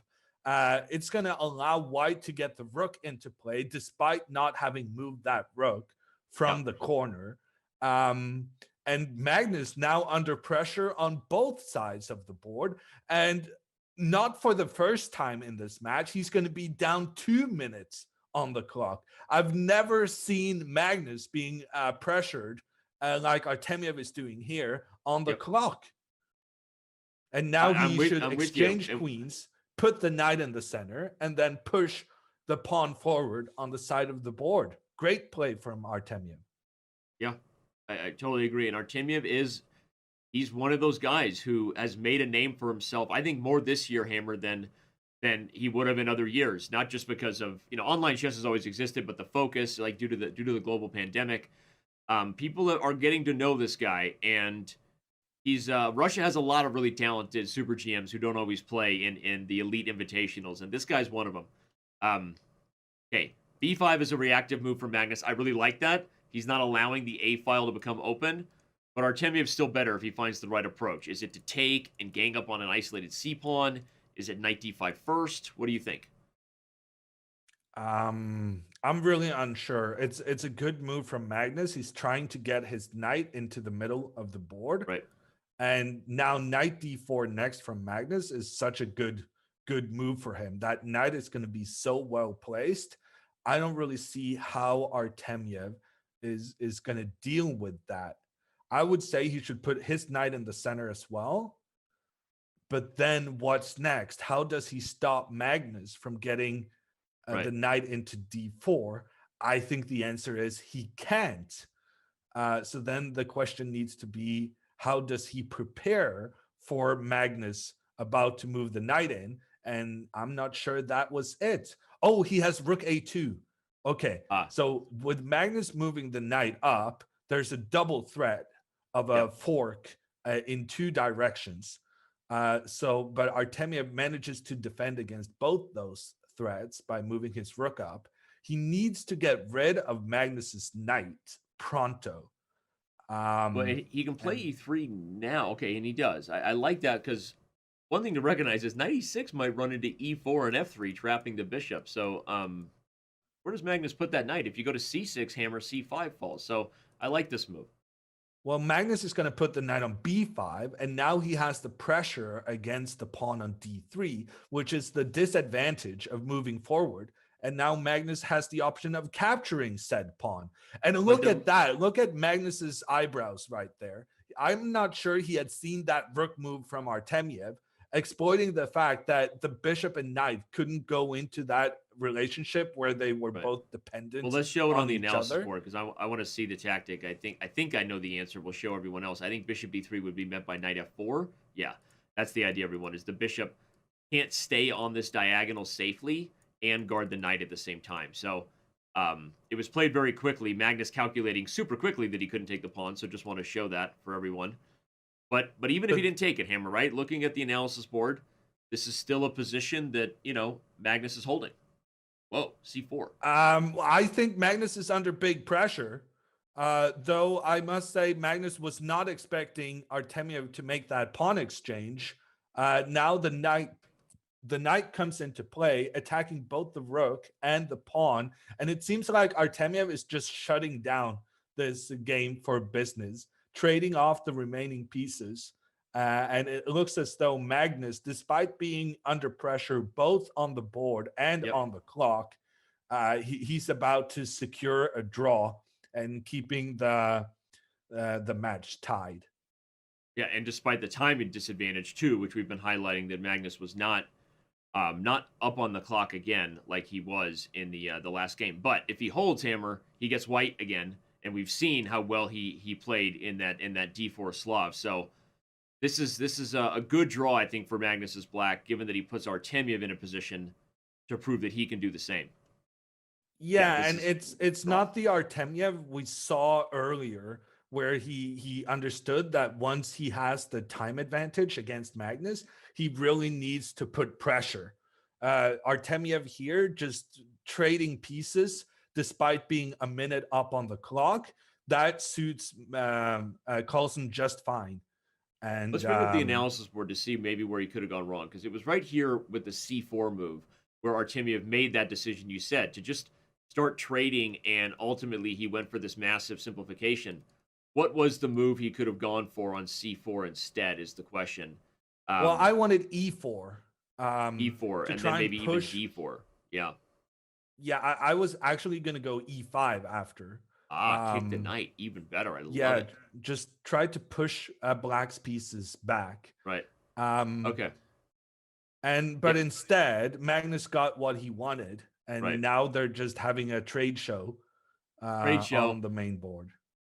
Trade shows, which are actually underrated fun, by the way. If you ever want to go to a trade show and just sit in the back, we got 500 here, just bid low. Anyway, I don't even know if that is a trade show. Anyway, would you say TwitchCon qualifies as a trade show? TwitchCon is a trade show, is it? I don't know. Would you say it qualifies? I guess so. I mean, they do have a lot of booths and stuff. I got some free swag while I was there, which felt good. Yeah. So, yeah, TwitchCon. Sure. All right, here we go. We're back in a Slav. And again, if you're just tuning in, everybody, the early storyline. Magnus played e4, failed against Artemiev's Caro-Kann, switched to d4, and had a pretty big advantage last game. So with this match leveling out, despite the fact that I think you and I would agree still, Hammer, that Artemiev has played probably overall the better chess so far, right? But Magnus does seem to be finding his groove. You know what happened when Stella got her groove back? Saved Tay Diggs' career, if you know what I'm talking about, right? So could be happening right now. I've been thinking about our last time broadcasting together, Danny. Yo. And a lot of the times you would make jokes and I wouldn't laugh at all. And I think part of the reason is that your references are either too old for me, which would be devastating for you, or too American, which would be devastating considering that we're now broadcasting at 9 a.m. On the East Coast. Right. So you need to tone down your American references and start getting with the times. It's Europe, baby. And Stella got her groove back, baby. And Angela Bassett hasn't been heard from since. But if you don't even get that reference, I don't even know what to tell you. All right. Well, I'm a European, Danny. Okay. All right. So what happened Give on me 94? Some Let's bring up the analysis board. And I'm all with you. Okay. 94 was played, by the way, everyone. And taking is not an option because after captures, you got a problem here. It's called a pin, and it's going to win for black. So, of course, Magnus retreats instead. And now we're in this semi-Slav, not the same as game, what was that, game 5, I guess, Hammer, but where we had the castles long from Magnus. So what's going on in this relatively symmetrical structure with d5 currently hanging? I don't really know. What happens if you take that pawn? Okay, I'll show it. If queen takes, you take here, removing the defender. I actually did see, Danny. And you win e2 with check. Was that a rhetorical question? You tricked me into pretending you didn't know what was going on? No, because this one, I don't know, because I have a bishop about to capture your knight, and the evaluation bar jumped in White's favor. Oh, yeah, so So why can't you take? Is it? Oh, maybe it's That's bishop what I'm e6. asking you, Danny. Oh, okay. As the IM in the room, I can never tell whether I'm being talked down to by the GMs I hang out with. So, thank you for giving me real respect and asking me a question that I failed to have the answer to. But Magnus decides that capturing the pawn is too tricky and instead chooses to put some pressure on the black bishop on the side of the board. Once again, I would say for like the fourth white game in a row, Magnus is trying to get the bishop pair, which of course I'm a big fan of. It's just that Magnus hasn't really been able to do anything with those bishops thus far. Yeah, it's not the bishop pair that you write home and tell mom about. They're currently back, back on the back rank. So what? And I think What? this brilliantly demonstrates what I was talking about in the previous game, that Yeah. even though the bishops are located in the middle of the board, in the central files, they're pointing out towards Right. the edges of the board. Right. And with bishops, it's all about where they're pointing, not where they're placed. So let's go back to this knight takes d5 thing. What is the reason? Yes, it's got to be bishop e6. Yeah. Yeah. I would guess that as well. And then when the bishop comes up to defend with bishop c4, There's probably knight d6. Yeah, I was just going to say that. Yeah. Putting additional pressure on those white pieces. But it is tricky, and so it's optically a little bit trickier to figure out why knight takes d5 fails than first meets the eye. Bishop b5 can probably be met by knight a5, although in that case, look at this, Hammer. The bishop is gone from check. So what Magnus is doing is actually threatening to take on d5 for the first time, everyone. Again, reminder, taking here would lose. The knight takes c3 with tempo. It removes the defender of the queen. And again, I have a little Zwischenzug, as they say, in between move. I take with check. So this move, bishop b5. Zug. Intermezzo, as I like to say. I'm trying to sound like Yazor. Intermezzo, Jen. Yeah, exactly. Exactly, Jen. It's an intermezzo.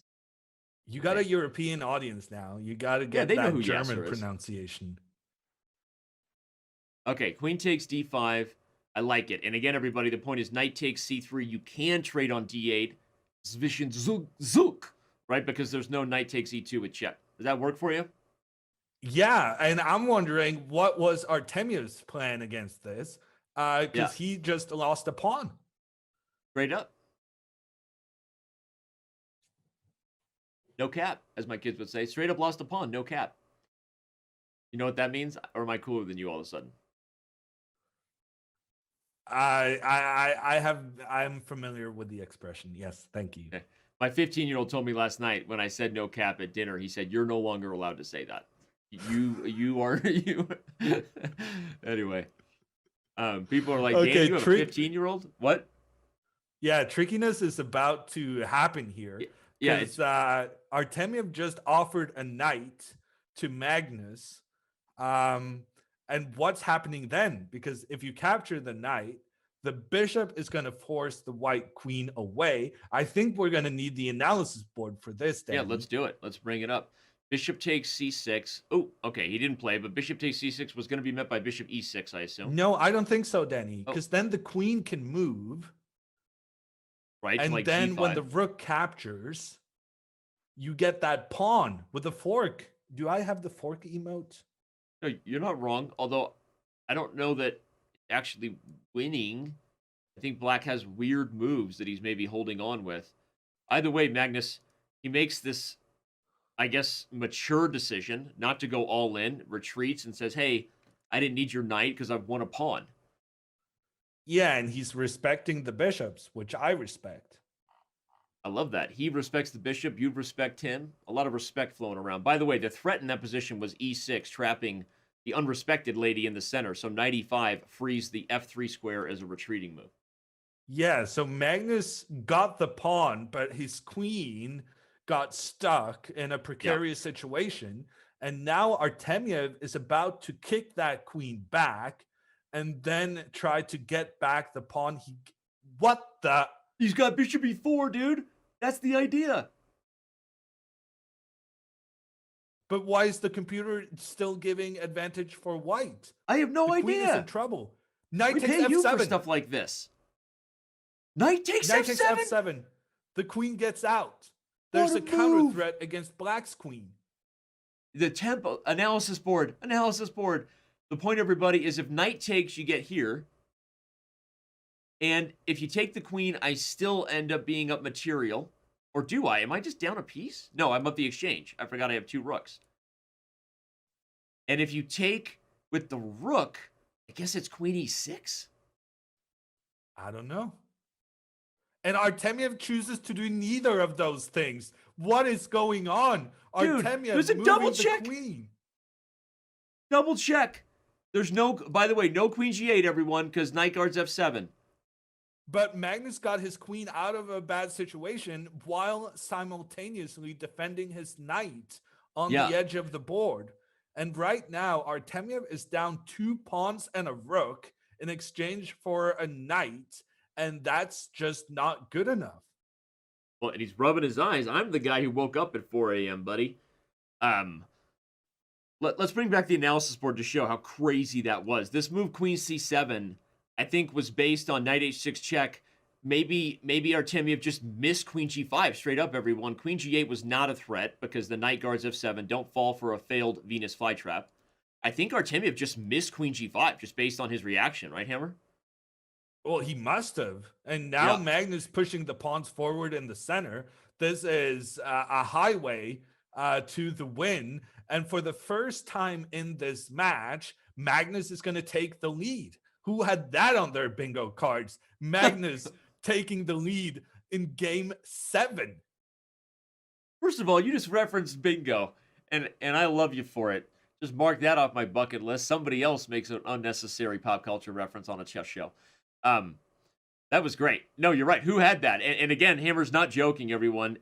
Magnus has not led in this match. That's likely going to change right here. And Hammer, I feel like this is why we had you to these Magnus Carlsen matches. Knight f7, just for show. Knight f7 just for show? Queen e5 and then knight f7. Oh, queen f5 and then knight f7. Let me show it on the analysis board. You predicted it so well. He does it. Knight f7, and the knight is pinned, everyone. Okay, even better. Knight g4, even better. And Magnus about to win this game, about to take the lead in the match. And Artemiev has given away a lot of big chances so far. He needs to let that slide. Mental acuity, that's what it's all about now. And he needs to just concentrate on the position ahead of him and forget all about the numerous chances he has had to get the up on Magnus. Yeah, it's hard. It's easier said than done, right? Although there is only 10 minutes left before a break, so maybe with a chance to refresh himself before he wrecks himself, Artemiev will play some good chess in the 3-1 portion. He's already kind of overperformed what the Smarter Chess predictions were for the 5-minute portion, saying Magnus should be 3 games better. So take that, Smarter Chess. By the way, go to chessgoals.com. You can use the command chess goals. So even though we make fun of Smarter Chess, go ahead and head over to Chess Goals and get guidance toward your chess improvement. A lot of us need that. We got 22,000 of you plus on Twitch, 9,000 of you almost on YouTube, and we love every one of you. Literally, Hammer loves every one of you. Like, yeah, look at that smile. And this might be the very last game of the 5-minute portion, which means if Magnus is able to take 2 in a row and get an amazing finish in the 5 minutes, once again, the results will lie about what's going on in the match. Because this 5-minute section has been all about Vladislav Artemiev, yet the score doesn't accurately reflect that, because Magnus has been the best player in the crunch when you're down on time. And yeah, I think it's absolutely crucial for Artemiev now to make sure that he's at least with a draw here in this game to feel like he's still within striking distance of Magnus going into the 3-minute portion. I like that you said that, because I think it's good chess advice as a guy who's played in World Elite events. Speaking for you, sometimes you just got to stop the bleeding. So you're saying Artemiev, even a draw is okay. Now he is white. Of course, he'd love a W and tie this thing before the 3-minute portion starts. But sometimes your mindset has to be like, hey, all right, I know I've missed opportunities, but don't let this thing slip away. Don't tilt early. And 95, is that Artemiev, allowed G5? G5, Danny, I'm not sure I like your chess instincts. G5 looks horrible. The black king already with a white rook pointing down towards it. Now you want to weaken its positioning once you get castled. Let's see what the engine thinks. Who agrees with it? Analysis board we go. Let's see who likes G5. Oh, so you're just telling me that you looked at what you the were engine right. said. The engine likes never mind. white on G5. Okay. What were we talking about again? Once again, Danny, I want to say, your confidence is admirable if misplaced. Thank you. Well, knight E5 does threaten to take D7. Just to explain my thought process, you can't take with the knight because it's pinned, and if you take with the queen, I take on F6 and double your pawn. So I'm trying to deal with that. Maybe I just back up to E7.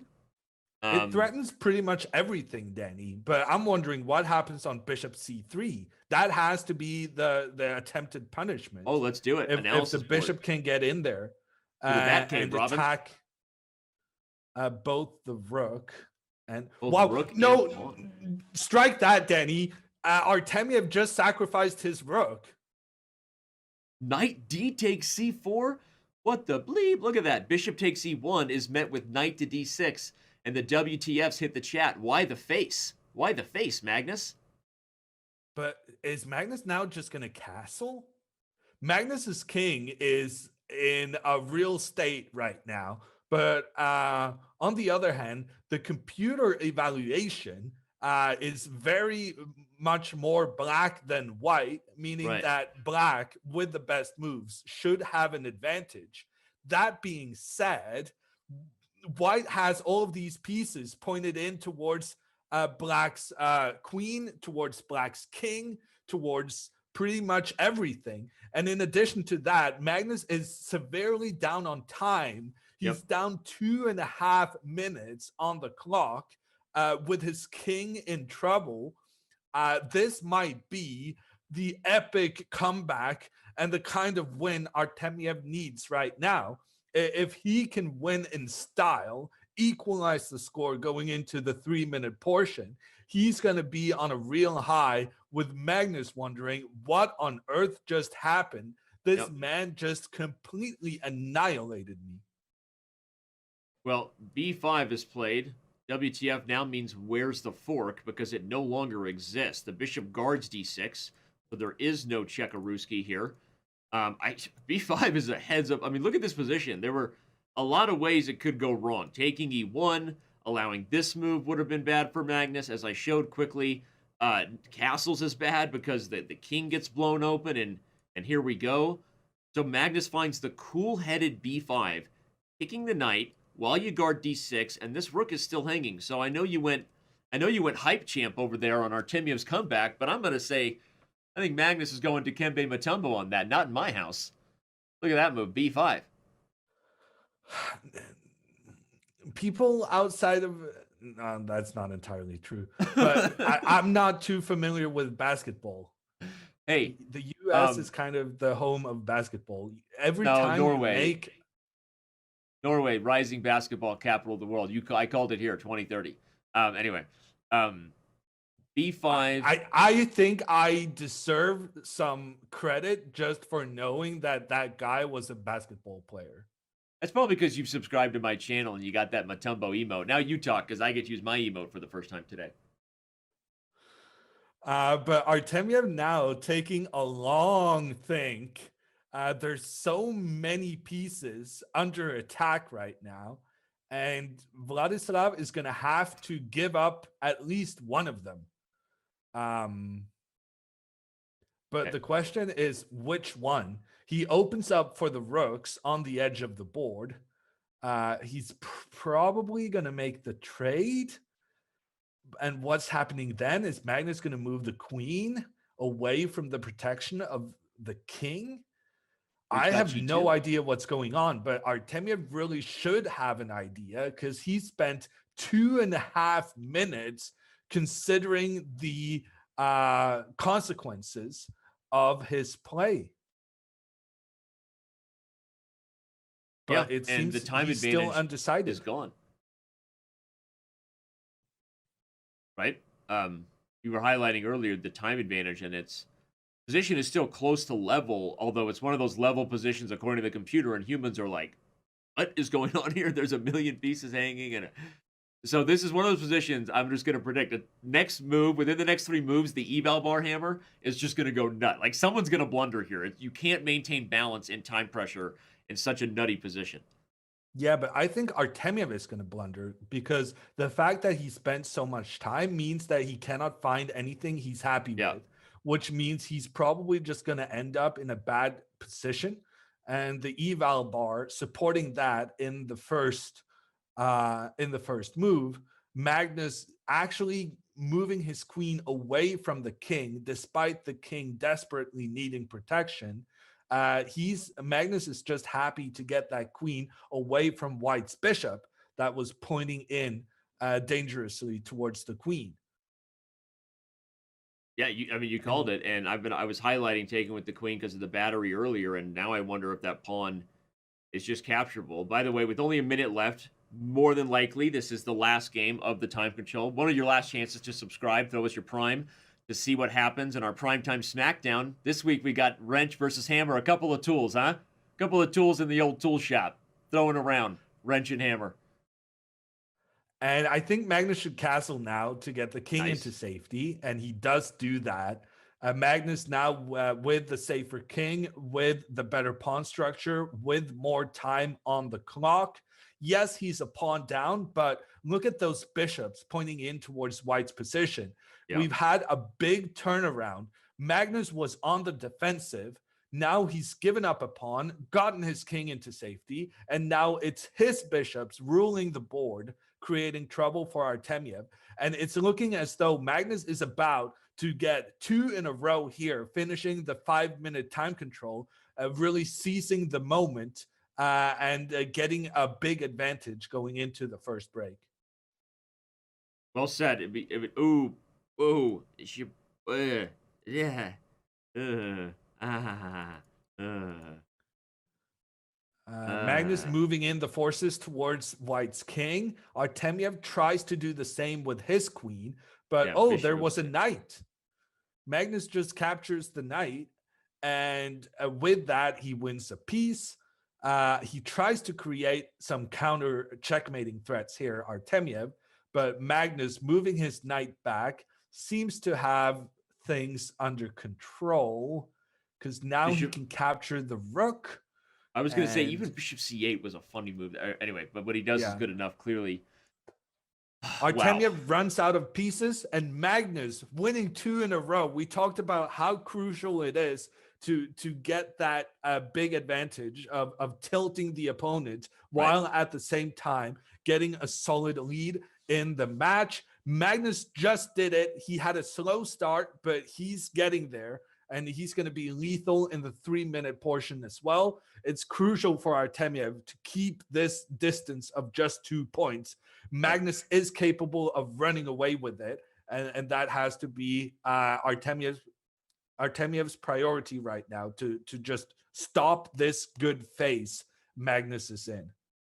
Well said, and I do agree that if Artemiev keeps it close, the bullet could be anyone's game, because Vladislav is so effective as one of the top bullet players on Chess.com. So, all right, you set the table for what 3-minute needs to be for both these guys. I'll set the table for the break. Primetime smackdown between wrench and hammer coming your way. Don't go anywhere, everyone. When we return, it's more Speed Chess Championship on this doubleheader day today. We'll be back in just a few minutes.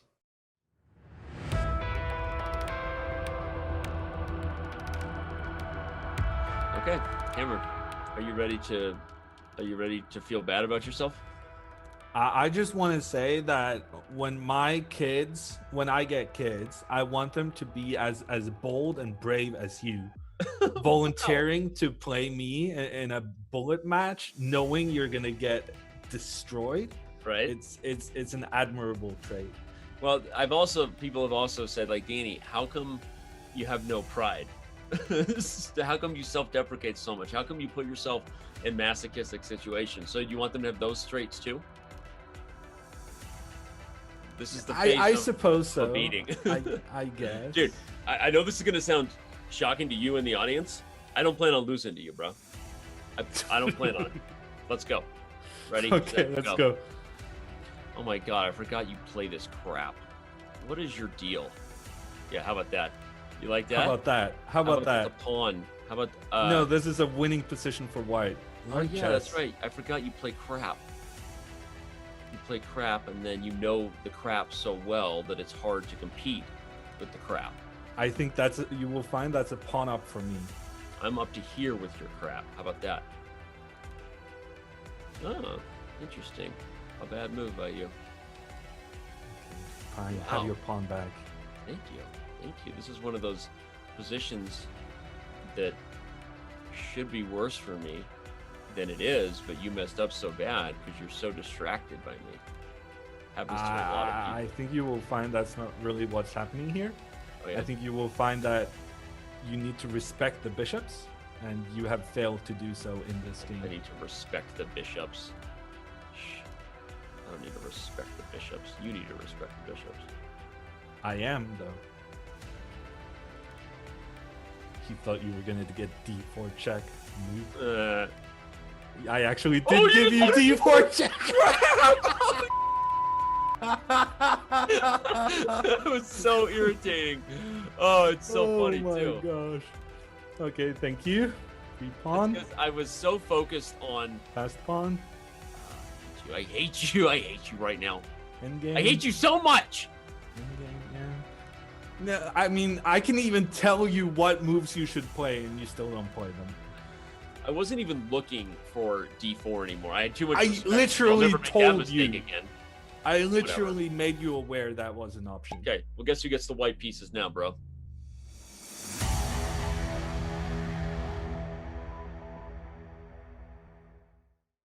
And we are back here yet again as the first Speed Chess Championship match of the day between Magnus Carlsen and Vladislav Artemiev. Moves to the 3-minute segment, but not before we remind all of you to move your schedules tomorrow. It's TGIF, it's bot battles. We got younger and creepier John Travolta on the left, along with, something Robert Hess would never look like, which is organized and clean-shaven on the right. It's going to be quite the day tomorrow, Hammer. Yeah, looking forward to it. I maintain that Robert's depiction was pretty decent, at least compared to yours. But you know, I maintain that your bot is going to get one hell of a beating tomorrow. That's a European reference, and I'm going to continue making European references for the rest of this match. Okay, yeah, all right. Predictions. we've got 3 minutes coming up here. Again, 6-4 predicted in the 3-minute portion. Magnus Carlsen is the favorite in pretty much every time control, but as you said, Artemiev really just needs to focus on stop the bleeding, don't tilt. Even if you keep it within just a couple games for bullet, the fastest segment may be where you have to make your move, right?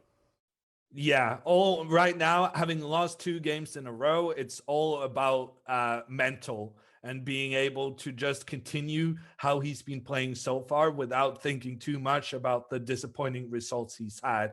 Honestly, the 5-minute section was evenly matched. If anything, I would say Artemiev was maybe the better player, but Magnus showing his how good he is in those decisive moments comes away with a 2-game lead, meaning that if he can just continue this trend, he's going to win the match.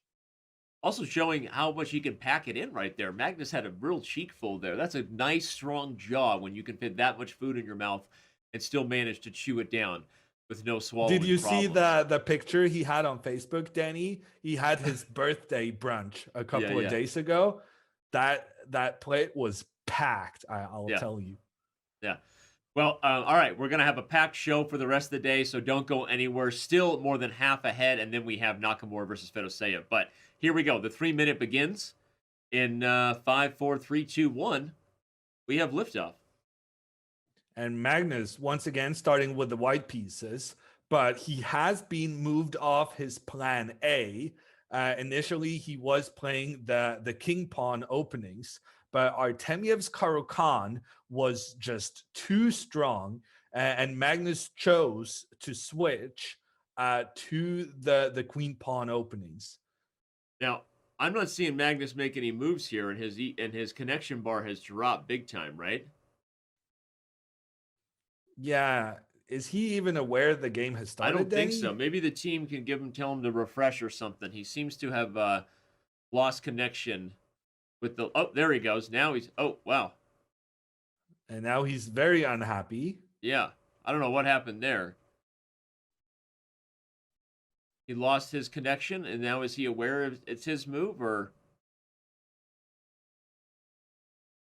And a decision has been made, it seems. Okay, we're gonna restart the game. Apparently, not apparently it wasn't Magnus's fault there. I think we're gonna abort and restart the game. There we go. Okay, so something happened there, but either way, all is well that restarts well as far as the Chess.com server goes. Am I right? All right, let's keep this thing stable and clean today, everybody. And once again, Magnus using that queen pawn because that has given him the results he needs. The king pawn not helping out today. The queen pawn put to the test. Yeah. And Magnus, I think he won 2 white games in a row. And he's going to try to continue that trend. Yep. He plays this C6 and E6 Caro-Kann often, that being Vladislav Artemiev, by the way. This is something we've seen him do on a regular basis. He also employs the A6 Slav. For those of you just wondering about Artemiev's repertoire, he's very consistent. I'll say that. Some players online, Hammer, are kind of all over the place, but Artemiev is not going to vary, I think, from the Slav all day, even if Magnus has success. That's not really his style. And he loves putting his pawns on the light squares, both against the queen pawn openings, but also the king pawn openings. And here he's only 1 move away from having all 8 pawns on the light squares, but that would bode poorly for his light squared bishop, which is currently trapped in behind all of these pawns. So he's gonna need to breathe some life into that bishop's potential, and he's decided to do so by trying to go e5. So moving his rook in towards the center, clearly he's intending to move the pawn forward, which will also be very helpful to his bishop, which then gets a root out of its misery.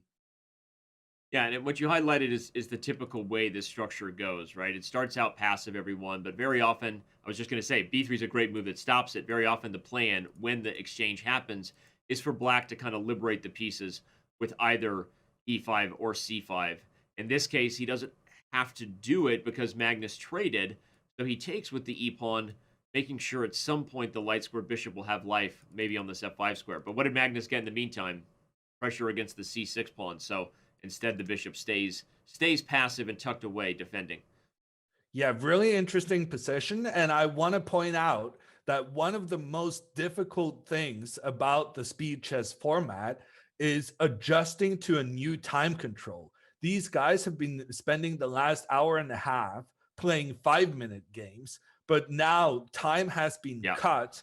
They're down to 3 minutes each, and Magnus has not really, his mind hasn't communicated to his hands that we need to speed up, because Magnus, once again, down on time, but it's much more precarious in the 3-minute games because you get into time trouble sooner. my mind also has trouble communicating to my hand on a regular basis. But in this case, I'll leave that alone. Bishop to b2 played kind of passive here. I think that Artemiev has gotten the better of the opening, right? Let's bring up the analysis board, and if we just go back to that position you first mentioned on rook e8 with the tension in the pawns, Magnus chose to break it himself by trading on d5, but now we notice again as that bishop eventually came to b7, c5 is on the agenda for black. He gets it, well timed, and yeah. Oh my God, we need to move to the board. Artemiev has sacrificed. What a move! And Magnus is shaking his head. Artemiev removing the pawn in front of white's king. The knight could have been captured, but then white's king would have gone on a journey that it was probably not a mating journey, if you ask me, right? Yeah, so Magnus instead chooses to just move the rook. And what is going on? Artemiev leaving the knight where it is because he knows he has the capture, and then on the C3. check, the knight attacking both the king and the bishop, and Artemiev doing all the tactics right now. He's gonna end up with a pawn extra in addition to having weakened the defenses around Magnus's king. Wow, trying to show the positional advantages of Artemiev backfire because I missed the moment on knight takes f2. But let's go back to the analysis board again. I want to show it because we did miss it in real time. We'll just show. The whole point was Magnus blundered with d takes c5, missing knight takes f2. Again, as we said, king takes would have gotten mated and walked up the board. So Magnus just tucks his tail between his legs and knows he's going to lose a pawn. And with it, as Hammer said, black has the extra peshka and the compensation. The dark squares are weak, along with e3. And what a move right now from Artemiev, that knight takes f2. And he could bring this back within a game here. Yeah, I'm proud of Artemiev showing his strength there. I'm also proud of you, Danny, with a peshka European reference. It's Russian. Yeah, Russia is in Europe. You did know that, right?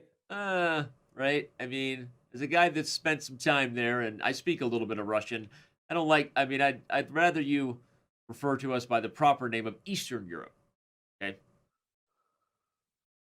That's fine. As long as it's got Europe in it, I'm proud of you for expanding your horizons on the references. Okay, well, you're welcome. In this position, Artemiev is going to have trouble expanding his horizons if white maintains control of the dark squares. It's funny, Magnus defended, despite all the hype there, pretty well, right? I mean, he's going to have the d4 square for the queen and the knight. This bishop isn't ideal as long as the pawn chain kind of stays this way. So I think Magnus has defended decently given that just outright blunder of knight takes f2. Yeah, but being down a pawn is still a problem. And the pawn Magnus has on e3, that's a loner right there. It's what we call an isolated pawn that is it cannot be defended by its other pawn peshka buddies, which means no. When we refer to plural, it's peshki. There you go. By the way, no way I'm getting corrected on Russian grammar right now. Sorry. Speaking of the peshki, despite Artemiev having an extra one, I actually still like how Magnus defended. This pawn is more of a target and a blocker, right, of this bishop here. I'm with you, but I feel like Magnus has recovered nicely and could hold this, especially with the mutual time pressure coming. Yeah, no, I agree. Great defense from Magnus. If somewhat cooperative from Artemiev. Yeah. And Magnus now just trying to control both sides of the board with his bishop. But Artemiev with the bishop coming into c4, and then he's going to get his king involved as well. Artemiev is a tricky guy. He has not given up hope here just yet. Yeah, this is a really strong idea, everybody, because let's just foreshadow. If the bishop has to leave this diagonal, look out for the king to run in. So Magnus is desperately trying to hold the a4, e8 diagonal. Artemiev trying to find a tricky way to get the king in. But Artemiev really down on time. Yeah. And Magnus trying to exploit that. Might even try to get an undeserved win here. But on the other side, wow, Artemiev is doing a good job on the king side. It doesn't seem to be enough, though. He has a passed pawn, but he's struggling to get that pawn past white's king. And it looks as though Magnus has successfully defended and will get a draw. Yeah, not 100% yet, but I'm with you. Again, this bishop is holding two diagonals, everyone. Entry along the b1 h7 point, entry along the a4 e8 point. It doesn't seem possible for black to get the bishop off of both, especially with d5 as a target and the threat of the king coming up. So Artemiev's not. This is what you got to do, right? We got to applaud him. You're not happy for a draw against the world champion. You got to push this, despite it probably just being a draw. Yeah, but at the same time, I feel like he was way too cooperative in Earlier? the exchanges leading to this endgame, where he just let Magnus do what Magnus wanted to do, Right. and get this very blocked position where Magnus manages to defend despite being a pawn down. Hold on. Tricks. Artemiev is trying to check the king out so the king can get in. Yeah, Magnus now lowest on time, just Yeah, 2 only a seconds couple remaining. seconds. Hold the horses. It's whoa. What? Only one. Yeah. Magnus made that with 0.5 on the clock, by the way. Okay, now he Wow. seems to have recovered on the increment. He almost had the draw.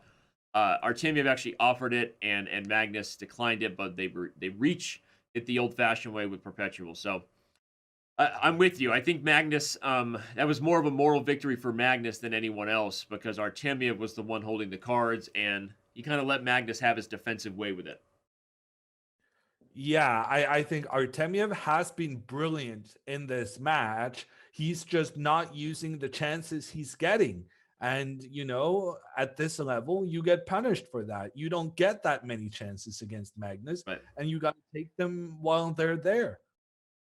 Yeah, Robert and I say this a lot in commentary, that sometimes you lose these matches, not just with blunders, but your missed opportunities, right? More than anything else. And that could be one that comes back to haunt him. Sure. And once again, I feel like Artemiev, I mean, it's tough to say, but playing against Magnus, but I feel like he's been the better player. Yeah. It's just that he's giving away a lot of points in those crucial time scrambles. And Magnus, he's so lethal. He takes advantage time and time again. And that's why he's up 2 points on the score. Yeah. And one of the things we say about both Magnus and Hikaru, and others too, but those two guys are always on the top of your brain when you're talking about these blitz events, is that they're the guys who they do two things well. They convert most on those time scramble opportunities, and they persevere the best when they're worse. They create those resourceful traps. And so it ends up being the storyline you said after the 5 minute, where the scoreboard 5-3 Magnus after 5 minute wasn't necessarily reflective of the quality of chess, but the scoreboard is what matters, right? Magnus held and got the points when it counted. And one sign of Magnus being under pressure in this match is how many times he's been down on the clock. And as we proceed to the quicker time controls, being down on the clock is going to be a growing disadvantage. And here, Artemiev, he was up 30 seconds. Now it's down to 10 seconds. But those small time advantages do matter. And he just needs to start taking the opportunities he's getting in the time scrambles, because he's playing well, and he's creating trouble for Magnus through his time management. Well said. We had about 26,000 of you there on Twitch. We've got 8,000 of you on YouTube.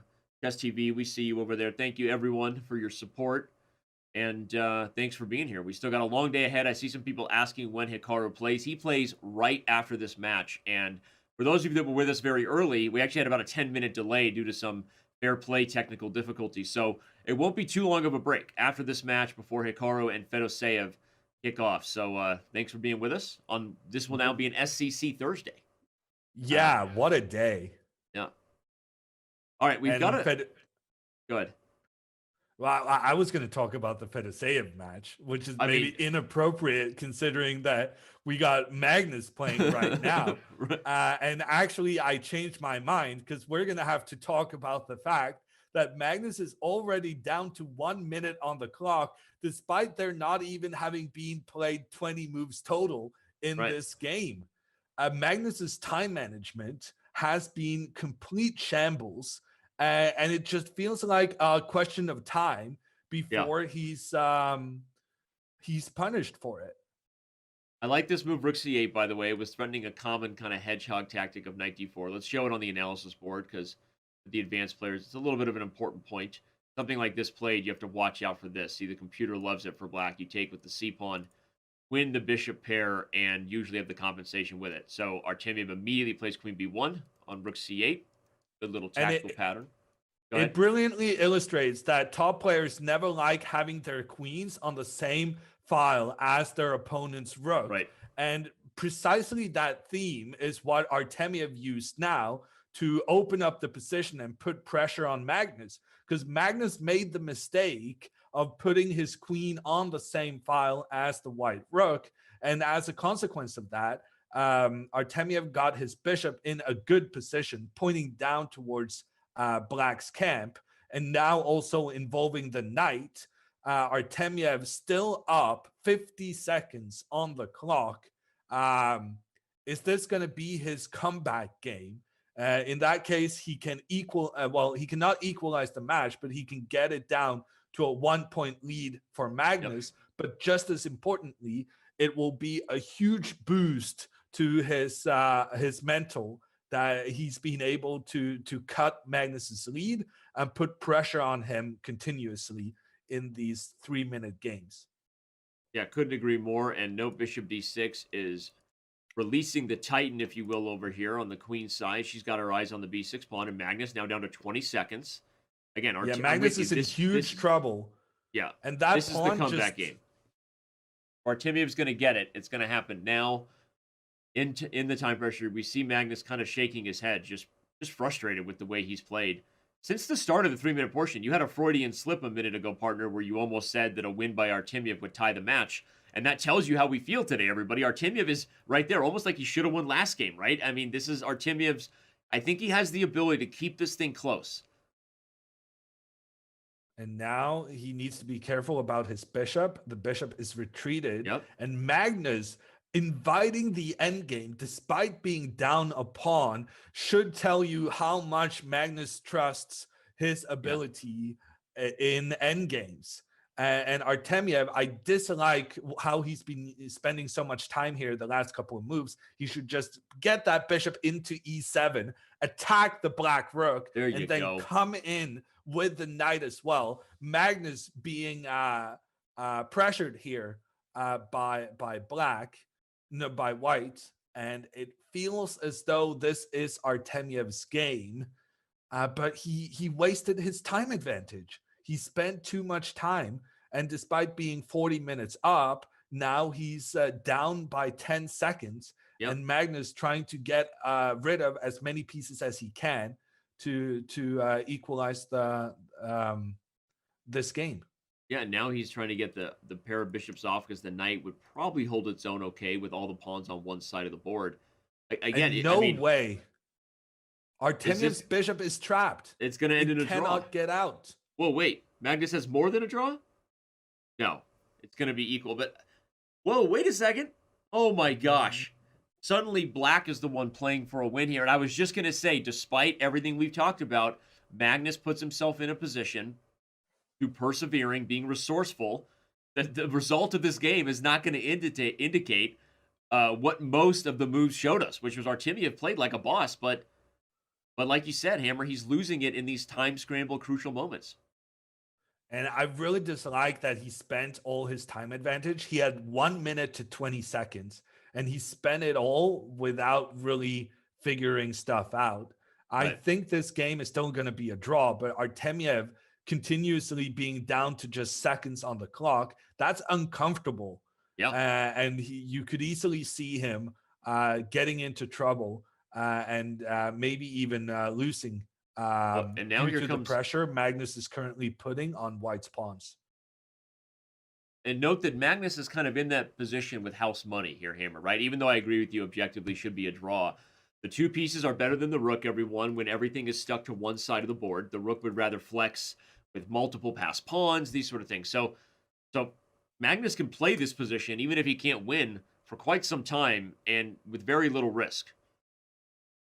Yeah, and I mean, he's up by 2 in the match. So spending time on the clock makes sense as a match strategy, but it also makes sense as a way of putting pressure on Artemiev, Right. who's very low on time and continuously has to figure out how to deal with these new plans Magnus is using. And now Magnus all the way trying to put his bishop on the same diagonal as White's. Oh, Yeah, I was getting nervous. You saw me. I tend to grab my yeah. head when I'm nervous. I'm working on it. Well, I thought Artemiev can go and grab this pawn on the side. Ah, Magnus okay. going f5. F5 is not a good move. I do not like that move. Yeah, it undoubles and helps White. Should still be a draw, but this position is getting a little Yeah, more double-edged. Yeah, I guess it was necessary for Magnus to do that. But Artemiev getting his king involved. Look how tricky the position. Whoa, he almost frozen there, Elsa. White almost put him in zugzwang. Okay, and Artemiev is exchanging down to a draw. A nice little thrilling sacrifice game. to end this thing the old-fashioned way, huh? Get down to just kings, and we have a draw. Wow, what a mess there. But Magnus again, the storyline, snatching stalemate from the jaws of defeat, holding on. Yeah, but I think what Artemiev's problem is now, he needs to exploit Magnus being slow to adapt to the new time control. Yeah. And now he's wasted 2 good chances in a row. We've seen how lethal Magnus is towards the end of these time sections, because that's when he has adjusted to the time control. And I think the more Artemiev now doesn't manage to cut down on Magnus's lead, I think Magnus is going to have a really good showing in the last 20-15 minutes of the 3-minute portion. So Artemiev needs to strike while Magnus's time management is still weak. Yeah. The time management tends to change the storyline as we get into bullet, right? And sometimes the guy that's been taking a lot of time magically speeds up in the fastest segment. But I'm with you that overall, if Artemiev keeps this within a game or two, I feel like the bullet is quite the coin flip. Artemiev, so many games on Chess.com, one of the best bullet players. I think he'll have his chances there. And this is going to be an exciting one because Artemiev just sacrificed a pawn on the side of the board, and Magnus has taken the challenge. He took the pawn. Artemiev trying to claim that opening up for his rook is going to give him long-term compensation, long-term chances for the pawn. But we'll just have to wait and see. Bishop comes back after stealing the pawn, but Artemiev has compensation, as Hammer said, based on pressure here, pressure on the b file. But his pawn is a pawn, and what does Artemiev do now to prove it? Because this is one of those positions that becomes kind of Benko Gambit-ish. You give White moves, it's queen c2, the rook goes to e1 or d1, we develop, and rook b1. So Artemiev has to find a way to get long-term compensation now before White develops and coordinates. Yeah, and what he just did was a good move. That queen pointing in towards White's king is going to force Magnus to hide out in the corner. Yeah. And then you need to get, the rest of the pieces involved. Let's show the analysis for it real quick. Why queen b6 is such a thorn. You can't really develop the bishop to e3 without b2 falling. And if you make some random move, here comes knight e4. Problems with pins on the diagonals. So queen b6, a very tricky little move there from Artemiev. And as Hammer said, the king tucks itself to bed in the corner. And now Artemiev is going to play bishop a6, putting the bishops up against each other while simultaneously getting ready to get the rook that's currently next to Black's king, get that over to the other side, because that's where Black is attacking right now. I played bishop a6 on the analysis board, but we see there on the live board above the players, queen b4 was played. And now we've got this position where Black is putting pressure on e4 before trying to make some exchanges. I'm not sure what you think about that. Interesting. Yeah, these pawn sacrifices are very tricky, and I think they're difficult to play for both sides. Yeah. I felt like Artemiev needed to get that bishop out and go for the trade, because it's not really clear where that light squared bishop is going to find a good home. But Artemiev has decided to keep him, the bishop on d7 now, once again getting out of the way as the rook enters the fray. And Magnus strikes. Magnus strikes in the center with his pawn, forcing Artemiev on the defensive. And Magnus's pawns will be weak. They're going to be attacking targets for Black. But recall that Magnus is up a pawn. So he can even lose a pawn without it being a problem whatsoever. Look at this move, bishop e3. He's pointing out that the d6 pawn has more to worry about than just the e5 pawn. But Artemiev doesn't miss a beat, says, I got you, bishop f5. But Magnus is going to sacrifice his rook now. Oh, man. Talking dirty to me now. You know how I feel about exchange sacrifices. Come on. But why? Because if he moves it, then b2 you get falls? a really nice center. Oh. Okay, so Magnus trades first, but I think it just transposes to the variation I was thinking about. Well, let's analyze it to show. I think you're anticipating rook takes. Oh, whoa, I thought rook takes would be the case, but knight takes was just played. Yeah, I was not expecting that. Yeah, I was expecting rook takes, and then I thought your line would be something like takes here, and I don't even know that you have to sack the exchange, was my point, is that there's moves like knight e4 with huge centers and c5 problems, so maybe that's what Artemiev there's saw. this thing called a Zwischenzug. Oh, that's right, we talked about that. Sorry, I'm still struggling with your European language. Rook takes, bishop takes c5, and then bishop takes b1 was your idea. Although, funnily enough, do I have moves like this and try to trap your rook in some cases? Maybe? Or maybe not. Maybe I just But we got to get back to the game. Yeah, we got to get back to the live game. They have been exchanging stuff. The queens are off the board. The pawns are off the board. Magnus, with 2 pawns on the left-hand side, is going to try to get a new queen or something. And both players down on time yet again. Magnus with the worst of it, but we've seen how Magnus, when he's down to 20 seconds, manages to speed up in the crucial moment, leaving Artemiev to make the mistakes in the time scramble. Agreed. Knight c4 played, kind of irritating. You're threatening forks on d2 as well as tactics on b2 and a3 with the bishop. But, okay. Yeah, whoa, lots to calculate. Rook c1, only 11 seconds for Magnus. Artemiev grabs back the pawn. I'm liking Artie's chances here.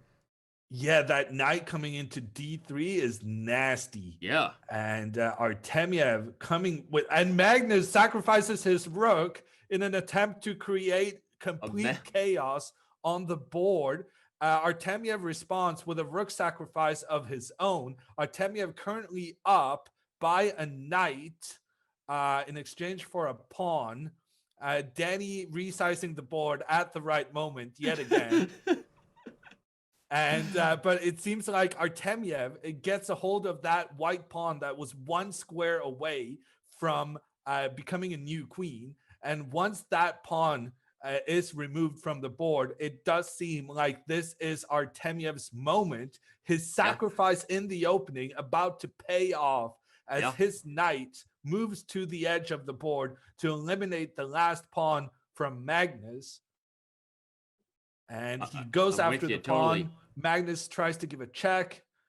Artemiev gets the king away. Wow, Magnus is fighting. Yeah, he is. He's making it tricky.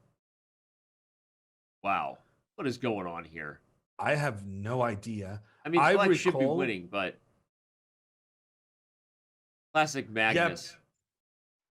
Only But 2 winning with a seconds. knight, winning with a knight against lots of pawns is a very difficult task. Right. Because Not the knight everyone's is favorite. such.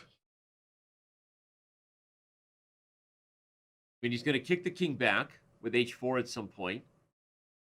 Look at him just sitting tight here, making Artemiev figure it out with only the increment really on the clock. Ooh, and Artemiev is going to play h4. No.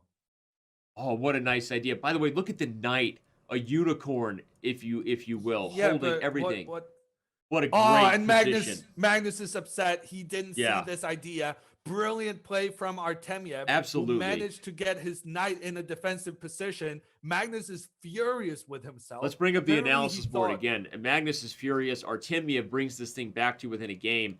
And really the maneuver that was that took this game, everyone, was remember how much Artemiev was struggling as long as this knight was trying to guard the A pawn. So instead, Artemiev realizes the knight is best over here where it can hold these squares, preventing the king from coming in. This is super instructive, seriously. The knight eventually figures out that e6 is the square for the future, and this frees up the black king to go be the guy who bullies the pawn. Just And the absolutely crucial brilliant difference- technique. Magnus unable to break the blockade, missing this idea of captures and h4, and it's over because you don't have time to go after the h-pawn with knight g5, guarding, protecting, and Magnus is busted. So, okay, back to the live game, Hammer. Just And- wanted to and show the that was crucial difference- such great technique there from Artemiev. Yeah, and the crucial difference between the knight and the king as the responsible of stopping Magnus's pawn is that the knight cannot attack the pawn and prevent it from moving further forward at the Right. same time, whereas the king is able to both attack and stop the pawn's progress at the same time. So Artemiev, they're really appreciating what the pieces are able to do, and got them coordinated in the right way. Yeah. Well, an endgame technique display, not from Magnus, but from his opponent. That hasn't happened a lot today, but right there, Vladislav brings this thing to within a game. Although, as you highlighted earlier, Hammer, Magnus doesn't like losing 2 in a row, and I do like his position early on here as black. But I also want to point out the amazing thing about these online events, with Magnus and Hikaru being clearly the top 2 players in that format. They are so expressive, and Right. Magnus is still shaking his head over that last game. He did not like losing there, and these emotions we're seeing now from Magnus, that's thanks to the camera, thanks to the fact that Magnus feels like there's no one around. Right. He feels like there's no one watching, but that's not the case at all, though, is it, Danny? No, it's not. There's a lot of people watching, and as I like to say, when it's online, it's there forever, right? The internet.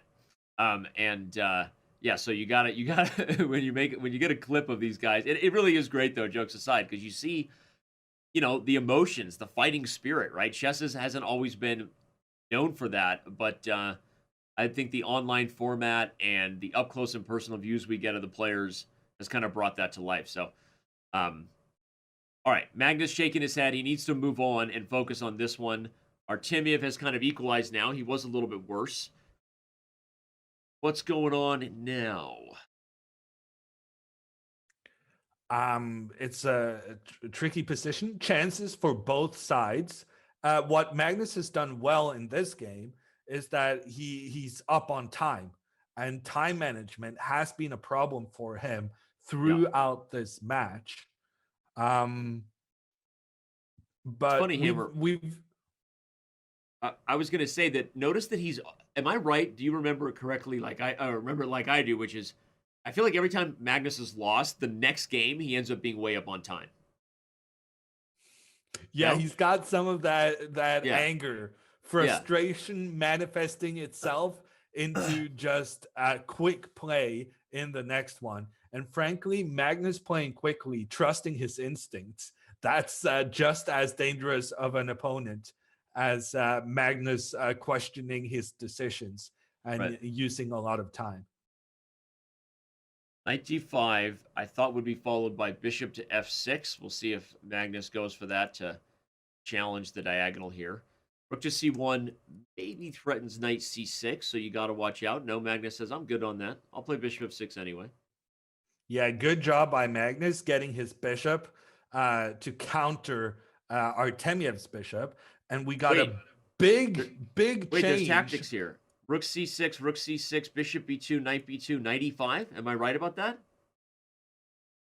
To the back cave. Yeah. I think I was right. For once in my life, I found it. Brilliant. Takes, and knight e5. And this is what we were talking about. Magnus's ability to strike back when in trouble. And he finds the crucial tactic there, the knight attacking both the rook and the queen. And as a result of that, Artemiev needed to get his queen out of the way instead of recapturing Magnus's bishop, which will now be a commanding force on the board. And we said for Artemiev to win this, for Artemiev to unsettle Magnus, he needs to win 2 games in a row. And Vladislav has won quite a few games today, and he's had chances to win more. But every time Magnus loses a game, he strikes back with a vengeance. And that 2-point lead or winning 2 in a row for Artemiev has just never been there, because Magnus always shuts down the opponent's chances after a loss. And how he manages to do that, I would love to know. Well, also, look at how he's managing to do it, Hammer, on the clock as well. Like we were saying, every time Artemiev has won, Magnus has, I don't want to say won dominantly, but kind of, right? He's come back and won dominantly. He's fixed his time management issues. And then you say to yourself, as if you're a Magnus fan, where is that all along, right? Play faster, Magnus, right? Play angry. And it feels like Magnus is playing his best chess after losing. And that's not something he wants to continue to repeat. But as you said, it also makes it really hard for Artemiev to ever win 2 in a row. And 2 knights and a pawn in exchange for a rook, that's a dominating advantage. And frankly, I'm not sure whether Artemiev should resign here or not from a match strategy standpoint. Because if Artemiev gets into the 1-minute portion with just a 2-point deficit, he's definitely capable of making that up. So if he needs to just take his time to kind of settle his nerves and recharge for the next one, then he should do that.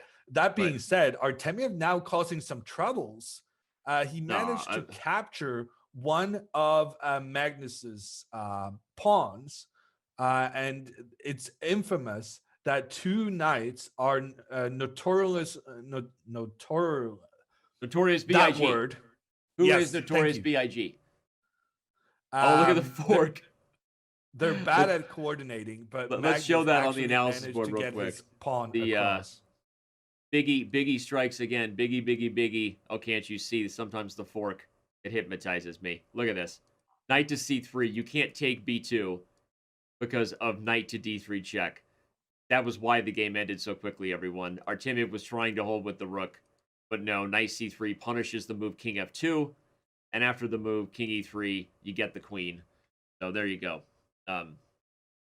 I had to give you credit for that unintentional Notorious B.I.G. reference. By the way, Tupac lives. That's a whole nother story. No? Too American for you? No, that's fine, Danny. You already contributed with some Russian grammar. Okay, so I got a couple of free cards in your book. What about this line here in the Sveshnikov? It's the O'Kelly, okay, according to the ECO, but who believes Chess.com's ECO, right? Let's talk about the structure real quick, because it's a Sveshnikov structure, even though a weird O'Kelly with a6. What are your thoughts on the position we have here? I'm not so I'm more interested in the time than the position, because Yeah. Magnus has been bad at his time management in the initial hour or so of the 5-minute segment, but then he showed his true self in towards the end of the time segment. And I feel like we have a repeat going on right here Right. with Magnus now suddenly up on time in Yeah. 2 games in a row. He's putting pressure on the opponent. He's playing confidently. He's playing quickly. He's posing problems. It's just a different version of Magnus that seems to to come out Right. towards the end of each time control. Right. And part of that, I think, is just adapting to playing first 5-minute chess, then adapting to playing 3-minute chess.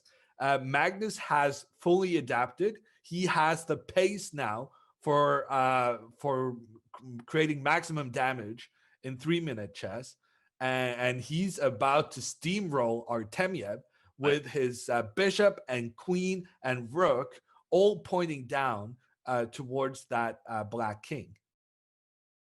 Yeah, well said. And again, it's just all about what Hammer's highlighting is Magnus kind of finding himself toward the end of the time controls, also finding himself getting a little angry whenever he loses. It's like you kind of have to poke the bear to get the best of the bear. I was just about to highlight maybe Artemiev should have considered queen g5 to try to get the ladies off the board instead of bishop f5. But Magnus plays f4, and no longer is there an opportunity to exchange the queen. So this attack could get ugly. And look at the clock. It's the script is flipped, right? Suddenly Magnus loses, he's not happy, and here comes the thunder. And Artemiev must be regretting those 2 big chances he had. Yeah. With the first 2 games we played of 3-minute chess, Magnus's time management was all over the place. He was playing 3-minute games as if they were 5-minute games, and Artemiev had 2 big chances there to get a win. Somehow Magnus managed to survive those games. He got a draw out of it, and now his mind is fully adjusted to this 3-minute section, so much so that he's finding all the right moves. Look at that move.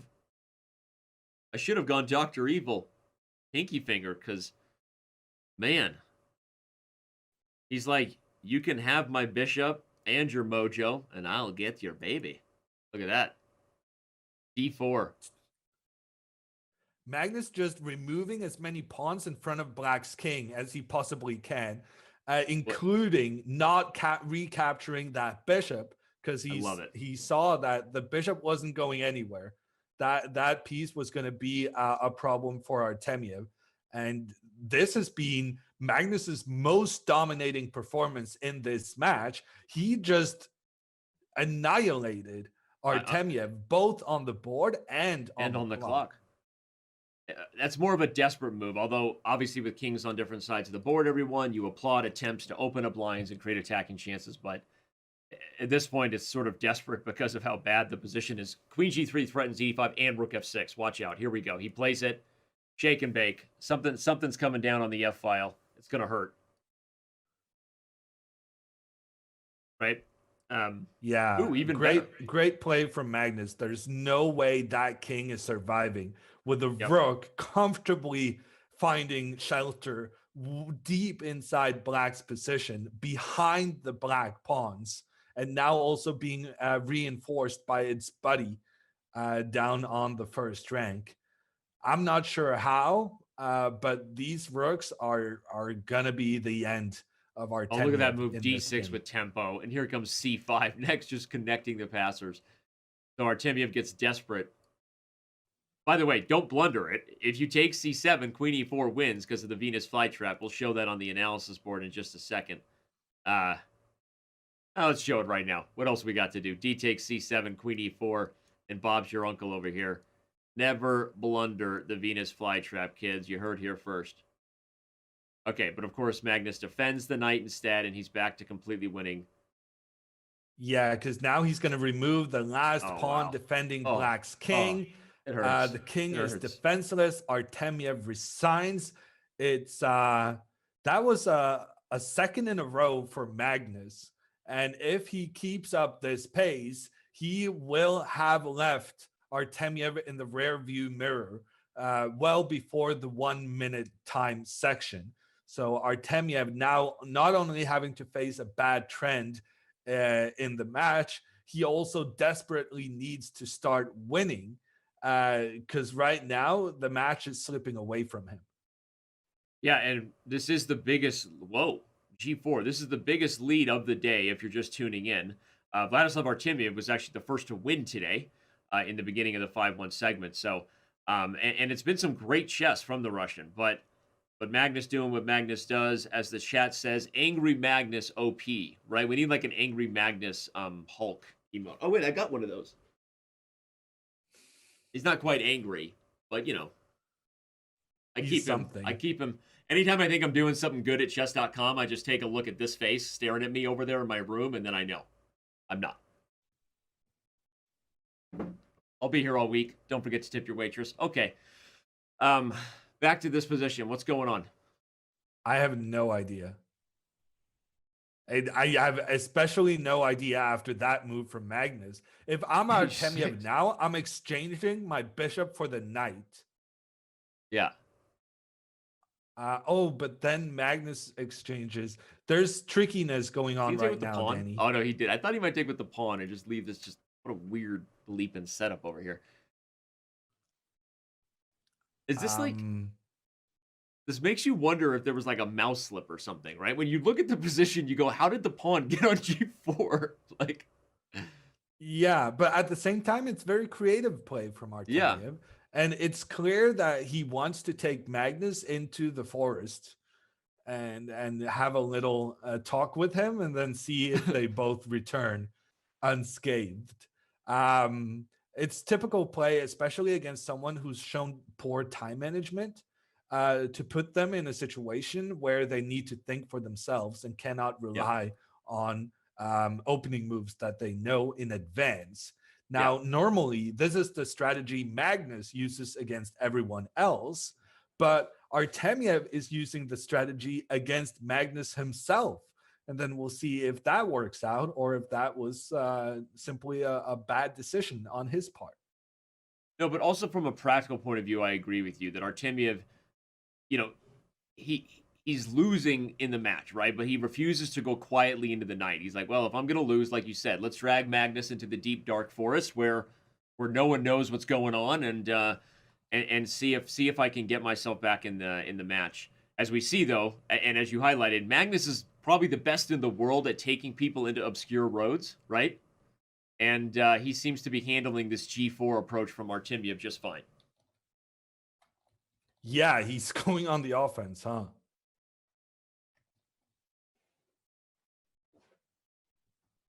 Yeah, A5. What's he going to do? You know what he's going to do? He's going to play King B7. He's going to put a rook on A8. He's going to play A4. He's going to open the A file. He's going to drop the queen like it's hot. He's going to do dirty things over here. Magnus found his mojo. There's no doubting it. Right? And now A4 coming in.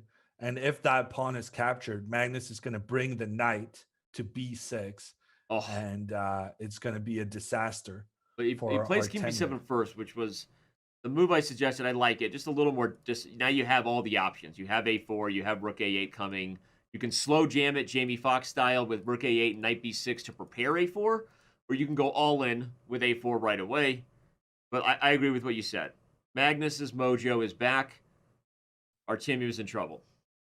Yeah, and Artemiev now voluntarily opening up the position around his own king, but he feels like he has to do it in order to kind of get his pieces into defensive positions around his own king. And Magnus can now win a pawn by capturing the white pawn, giving a check, after which Magnus is, Artemiev is forced to take with his rook. And then Magnus can use his pawn to attack that rook and force it away. And it seems like Magnus is going for this variation. And I think Artemiev now going to sacrifice his rook for Magnus's knight, which is not what you want to do when you're down by 3 games in this format. But maybe it's something you were forced to do. Yeah, I thought he would do it too, but instead he's going to give up the pawn with check. Maybe he says, after you take it, I've actually got kind of a solid defensive setup finally. I am going to bring the other rook to d1 and double on the d file. Well, knight d2 is the idea, with the knight moving over to the other side, saying that, well, I can try to attack your king as well. However, this has cost Artemiev a pawn. Oh, but look at the time. Magnus is down to 30 seconds and his king is exposed. This is the kind of situation where Magnus is going to be very tilted if he loses this on account of having such a good position previously. So if Artemiev can turn this around, that would be a huge boost for him, but also really stop that momentum Magnus had going. I think f6 just walked into knight takes e5, Hammer. Call me crazy, just don't call me Shirley. I think Magnus had knight e1, by the way. Maybe crazy move that would have used those doubled rooks. Yeah, knight e5. What's going on here? I don't think Magnus saw that. You see the reaction. He looks in at his 19 seconds on the clock. We got scrambled eggs here, people. Buckle up. And Magnus is screaming at his monitor. Yeah. Which is hilarious. But yeah, he lost control of this game. And now Artemiev providing the punishment. Magnus down a queen. There's rook d1. You have to play rook c1. Yeah, this fell apart. Artemiev doing a Magnus Carlsen, saving something from nothing. And if he wins this game, we will still have a match, ladies and gentlemen. Artemiev not going quietly into the night. Queen up the board, putting pressure on Black's knight. Magnus will have to defend with his king. And then the queen infiltrates in F7 behind is coming. The pieces. Kind of a creative defense there. I know the eval bar gets better for white, but I kind of like the awkward... Oh, never mind. A5's falling. I don't like the awkward blockade. Well, I think Artemiev is just going to move his king into the rook's path. By the way, queen a5 put a blunder knight e3 check with a draw, which was crazy. So Artemiev sees that and gets the king out of danger. What a brilliant heads-up play with 4 seconds on the clock.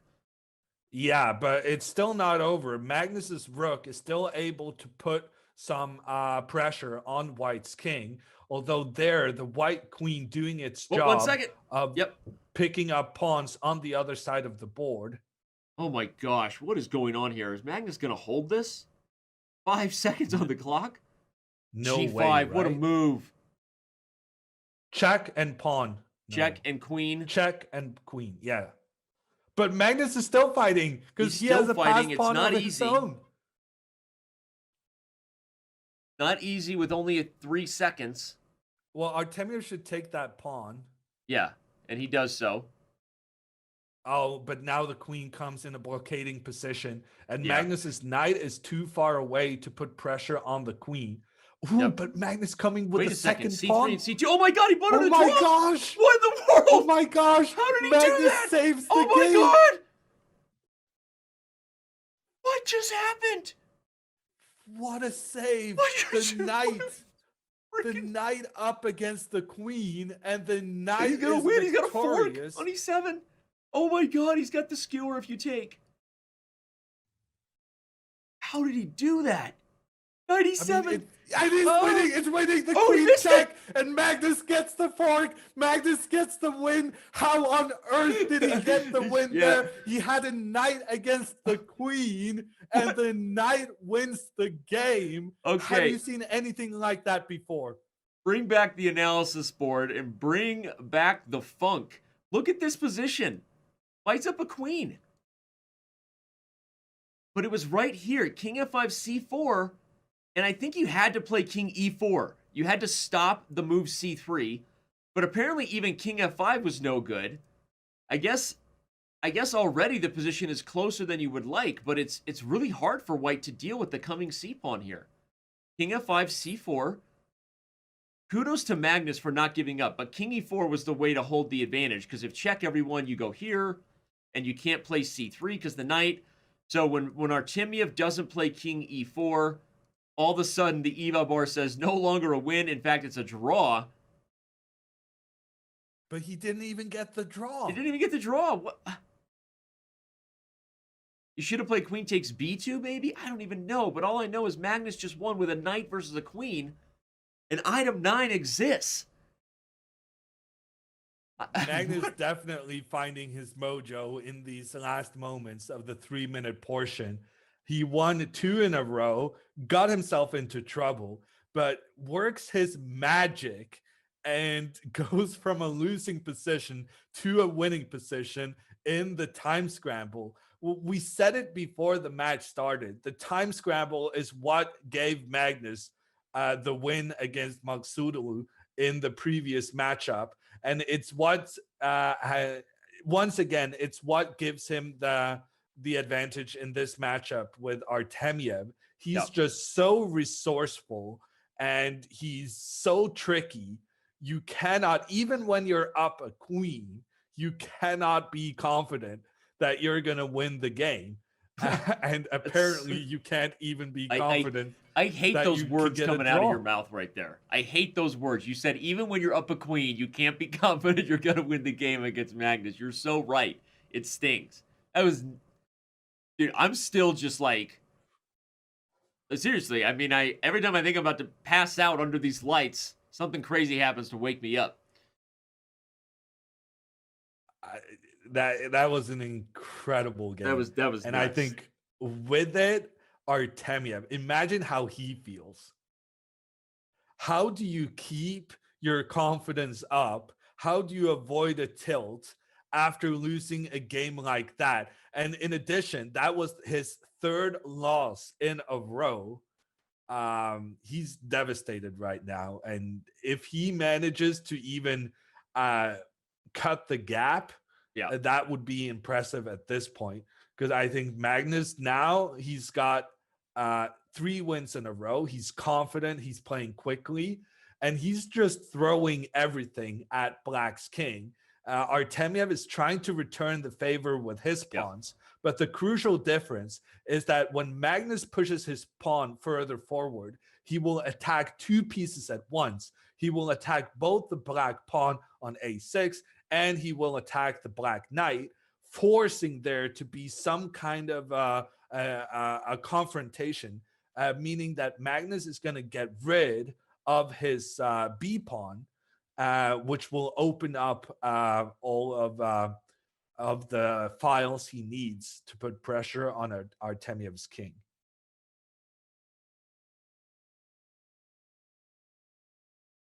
Well said. I was giving Magnus credit for time management, but now I think he should just go for it.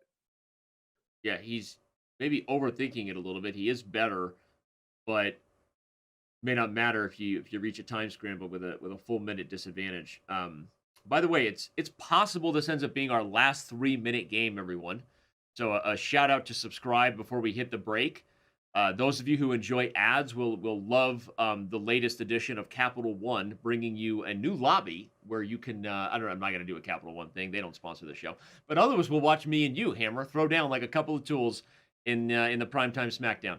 All right, 95 was played. It's funny because you take a bunch of time, 1 minute and 21 seconds to be exact, and you don't even play a good move with the move 95. And it's funny because we've seen this happen several times. When Magnus loses, Magnus angry, Magnus play better. Now he's not playing too great in this game. Well, he's trying to go into an end game, and frankly, that has brought him the results previously in this matchup. But he spent a lot of time thinking before he reached this decision. I think he's doing just fine, and I think Artemiev should try to put a speed on, because he doesn't want to get into another time scramble against Magnus. We've seen what Magnus is capable of in those situations. I can't get over the knight over the queen. All right, we'll have to ask them about that game afterwards. King b8's a very good move by Artemiev. He wants to use the c8 square to put pressure on the weak and backward c3 pawn. Notice that he doesn't trade on d4 and help fix Magnus's structure. Now Magnus is trying to force him to do so. So Artemiev says, no, I will not. Wow. What a creative move by we bring the analysis board up real quick. The point, everybody, is trading queens here would create a situation where the G2 pawn is a serious and backward target. Magnus plays this move G3, says, will you trade and fix my pawns? Artemiev says no, but now G4, if you go back to F4, I will trade because I have a pawn that's protected and no longer backward. Sort of just sneakily fixing the weaknesses in the structure. It's absolutely, that was a brilliant positional idea there from the world champion. I completely agree. But on the other hand, it cost him a lot of time on the clock, down to 8 seconds, with so many pieces still on the board. Artemiev has been having a better position several games so far, but he's always wasted them and let Magnus get in at the very last moment. Is this the one where Artemiev strikes back, keeping the match within striking distance as we go into the 1 minute portion? I think the only thing that's clear is that this is going to be the last 3 minute game. There's no way they're going to manage to finish within the next 50 seconds, as we see on our countdown clock on the top. And that means Artemiev really needs to win this game to have within 3 games going into the 1 minute portion. Agreed, Town. Population us. 2 seconds for Magnus, 4 seconds now for Artemiev. Okay, but F2 falls when you take there, and here comes knight D3 check with B4 hanging. Wow, and should Magnus now resign to get another game in this 3 minute section? He could have. Or should seconds? He's dead lost in the rook ending. Magnus is going down here for sure. But 3 seconds. Look at the technique from Artemiev. I'm not even going to lose the c-pawn yet. Brings the king up. I love it. Okay. There's a wall of black pawns going moving up towards white's king. Yeah. And those pawns are connected. That means they're standing next to each other. And Hold Magnus working his endgame magic. Hold the phone. The computer suddenly says it's equal. What's going on here? Magnus is doing it again. The computer now saying it's not equal because he's about to get a new queen. Oh my God! Magnus turns around a second endgame in a row, and Artemiev is gonna get the abortion on this game because they're done with the 3 minutes. The game has been aborted. They're down to 1 minute chess, with Magnus winning 4 games in a row and Artemiev wasting one brilliant position after another. I thought with the black pawns being able to protect each other, I thought that was going to be it. And he had the opportunity here to move his rook so that he was attacking both of Magnus's pawns at the same time. And that would have ended the game right there and then. But for the second time in a row, the time trouble gets Magnus's opponent, and the resourcefulness Magnus shows and the pressure, it illustrates how much pressure these guys are under when they're under 10 seconds. And repeatedly, Magnus's opponents makes mistakes. Artemiev should have sacrificed his rook on this white pawn, and with unclear consequences. Instead, his rook kind of got torn between the 2 white pawns, moving their way up the board. And Magnus secured himself a new queen, as 2 pawns, 1 square away from queening was just too much to handle for Artemiev. Unbelievable. Again, I was trying to move the pieces as you were talking about the finish there, partner. But yeah, especially right here was the win. Really hard in time pressure, but you had to go for both. Then Magnus, again, if you're just joining us, where have you been? Magnus Carlsen now up 5 games after a tie. At one point, Artemiev was leading. It was a close match, but Magnus Carlsen got angry. He rattles off several victories in a row and wins 2 games back-to-back from a dead loss position. And we're going to have a break here. Enjoy Wrench versus Hammer, Primetime SmackDown. That's me and that guy right there. That guy. And we'll be right back for the 1 minute segment here and the first of a doubleheader on this Speed Chess Championship Thursday.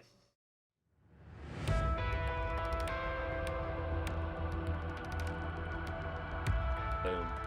All right, let's do. Oh my God! Stop playing bad chess, Hammer. I feel like as a countryman to Magnus, you should do better.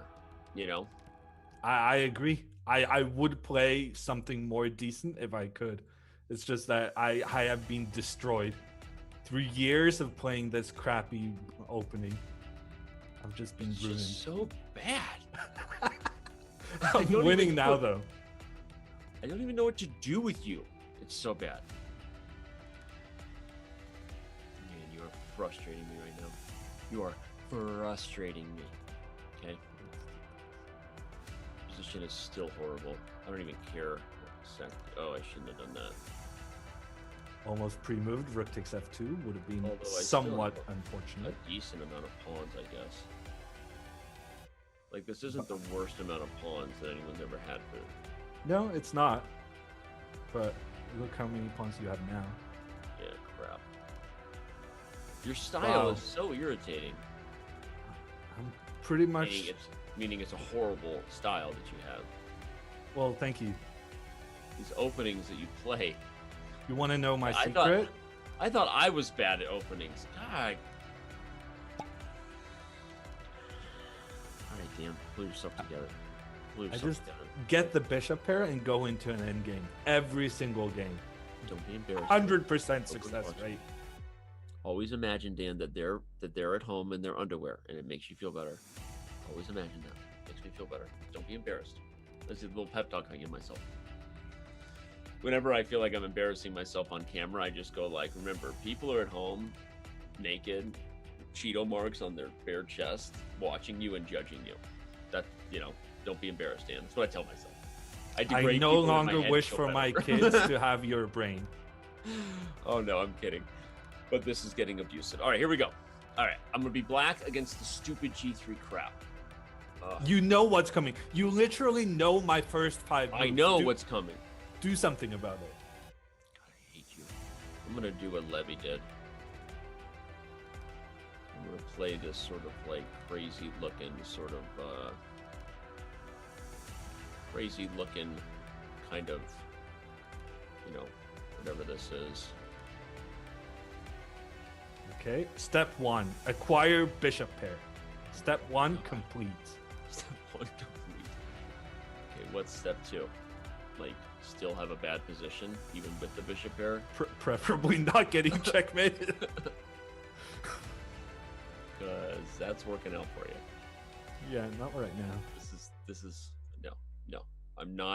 I am not doing this with you. I'm up a piece and you're gonna lose this freaking game. Or I'm gonna lose my proverbial bleep. Okay? If I lose this game, it's not because I'm a piece down. It's because I don't have the bishop pair. God, you That's- have a problem. Yeah, that's how much faith I have in the bishops. You have a problem, bro. The bishop pair is not the only thing in life.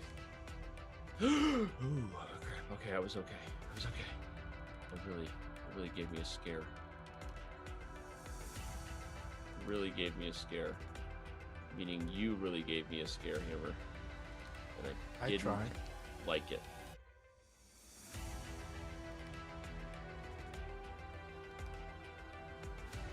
Can I make that move? I am not really sure. Kind of scared. You should be. You I'm should be very scared. Be very scared. I'm not gonna lose to Danny on camera. Please no. Just might, dude. Worse things have happened to better people. Okay. I'm not sure that's entirely true. Oh wait, I'm did good. I just I'm do good. something bad? Fine.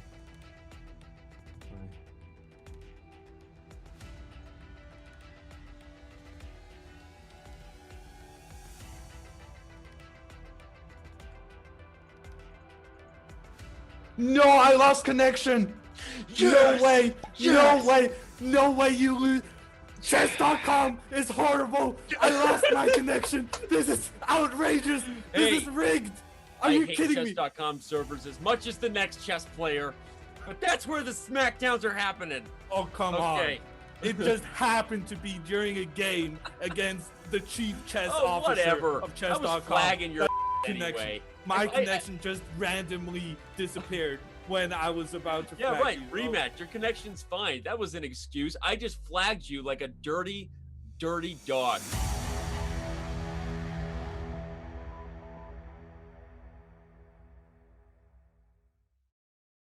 How did that loss feel right there in that primetime? I don't want to talk about it. How did that, like, you were in a lost rook ending and you got flagged ruthlessly? I mean, you want to talk about that? All right, let's go to the predictions. Hammer's silent. I know that the smarter chess stats say that Magnus is going to be 4 games better in 1+1. Twist ending. What if Artemiev ends up being 4 games better? Oh crap! I realize he's still going to lose. Yeah, it's been. Are you still just frustrated with yourself? Yeah. Well, jokes aside, this has been an amazing day, and we know that the current scoreboard is 5 games to the advantage of Magnus Carlsen. But it's been a super close match on the board in a lot of ways, and the world champion showing why he is such, and always seems to have the moves in the critical moments, including winning knight versus queen.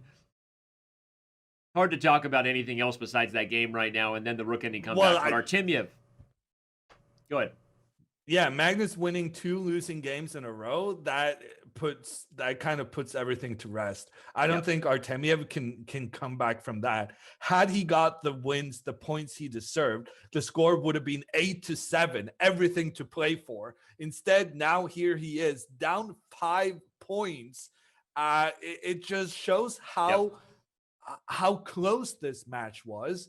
And frankly, how much the current result is a complete lie compared to what we have witnessed, because it's been a closely contested match with just Magnus pulling out his Magnus magic at the end, which has just catapulted his number of points into a number that he doesn't believe. Vladislav doesn't believe. Artemiev just shaking his head, and I'm still stunned that Magnus got away with that. Well, the 1-1 section should be starting right now. Any second, it is going to kick off, and here we go. A half an hour left for Artemiev to make his move if a historical comeback is in store for today. But you said it all. The scoreboard doesn't totally reflect what an exciting day we've had, how close the games have been. In the 5-1 portion, the fact that we felt Artemiev might have been the better player overall, but again, that's why he's, as you said, Magical Magnus. And now we've got some weirdness coming with the double fianchettos for both sides. Sign me up. This is going to be an awkward party. Well, it's very likely that all those bishops are going to be pointing at each other. And frankly, they might just all get exchanged off. But it's Artemiev with a better position because of Magnus having his one knight out on the edge of the board. That gives white a slight edge. Yeah, agreed. It's a double hanging pawn position. At some point, the tension's going to break. You got to give white, I think, the teeny edge, having released the eye of the tiger on G2 first. And now, oh, he took with the pawn. I wonder if there was an awkward way to take advantage of the knight, but no. And Magnus is going to be targeting these white pawns.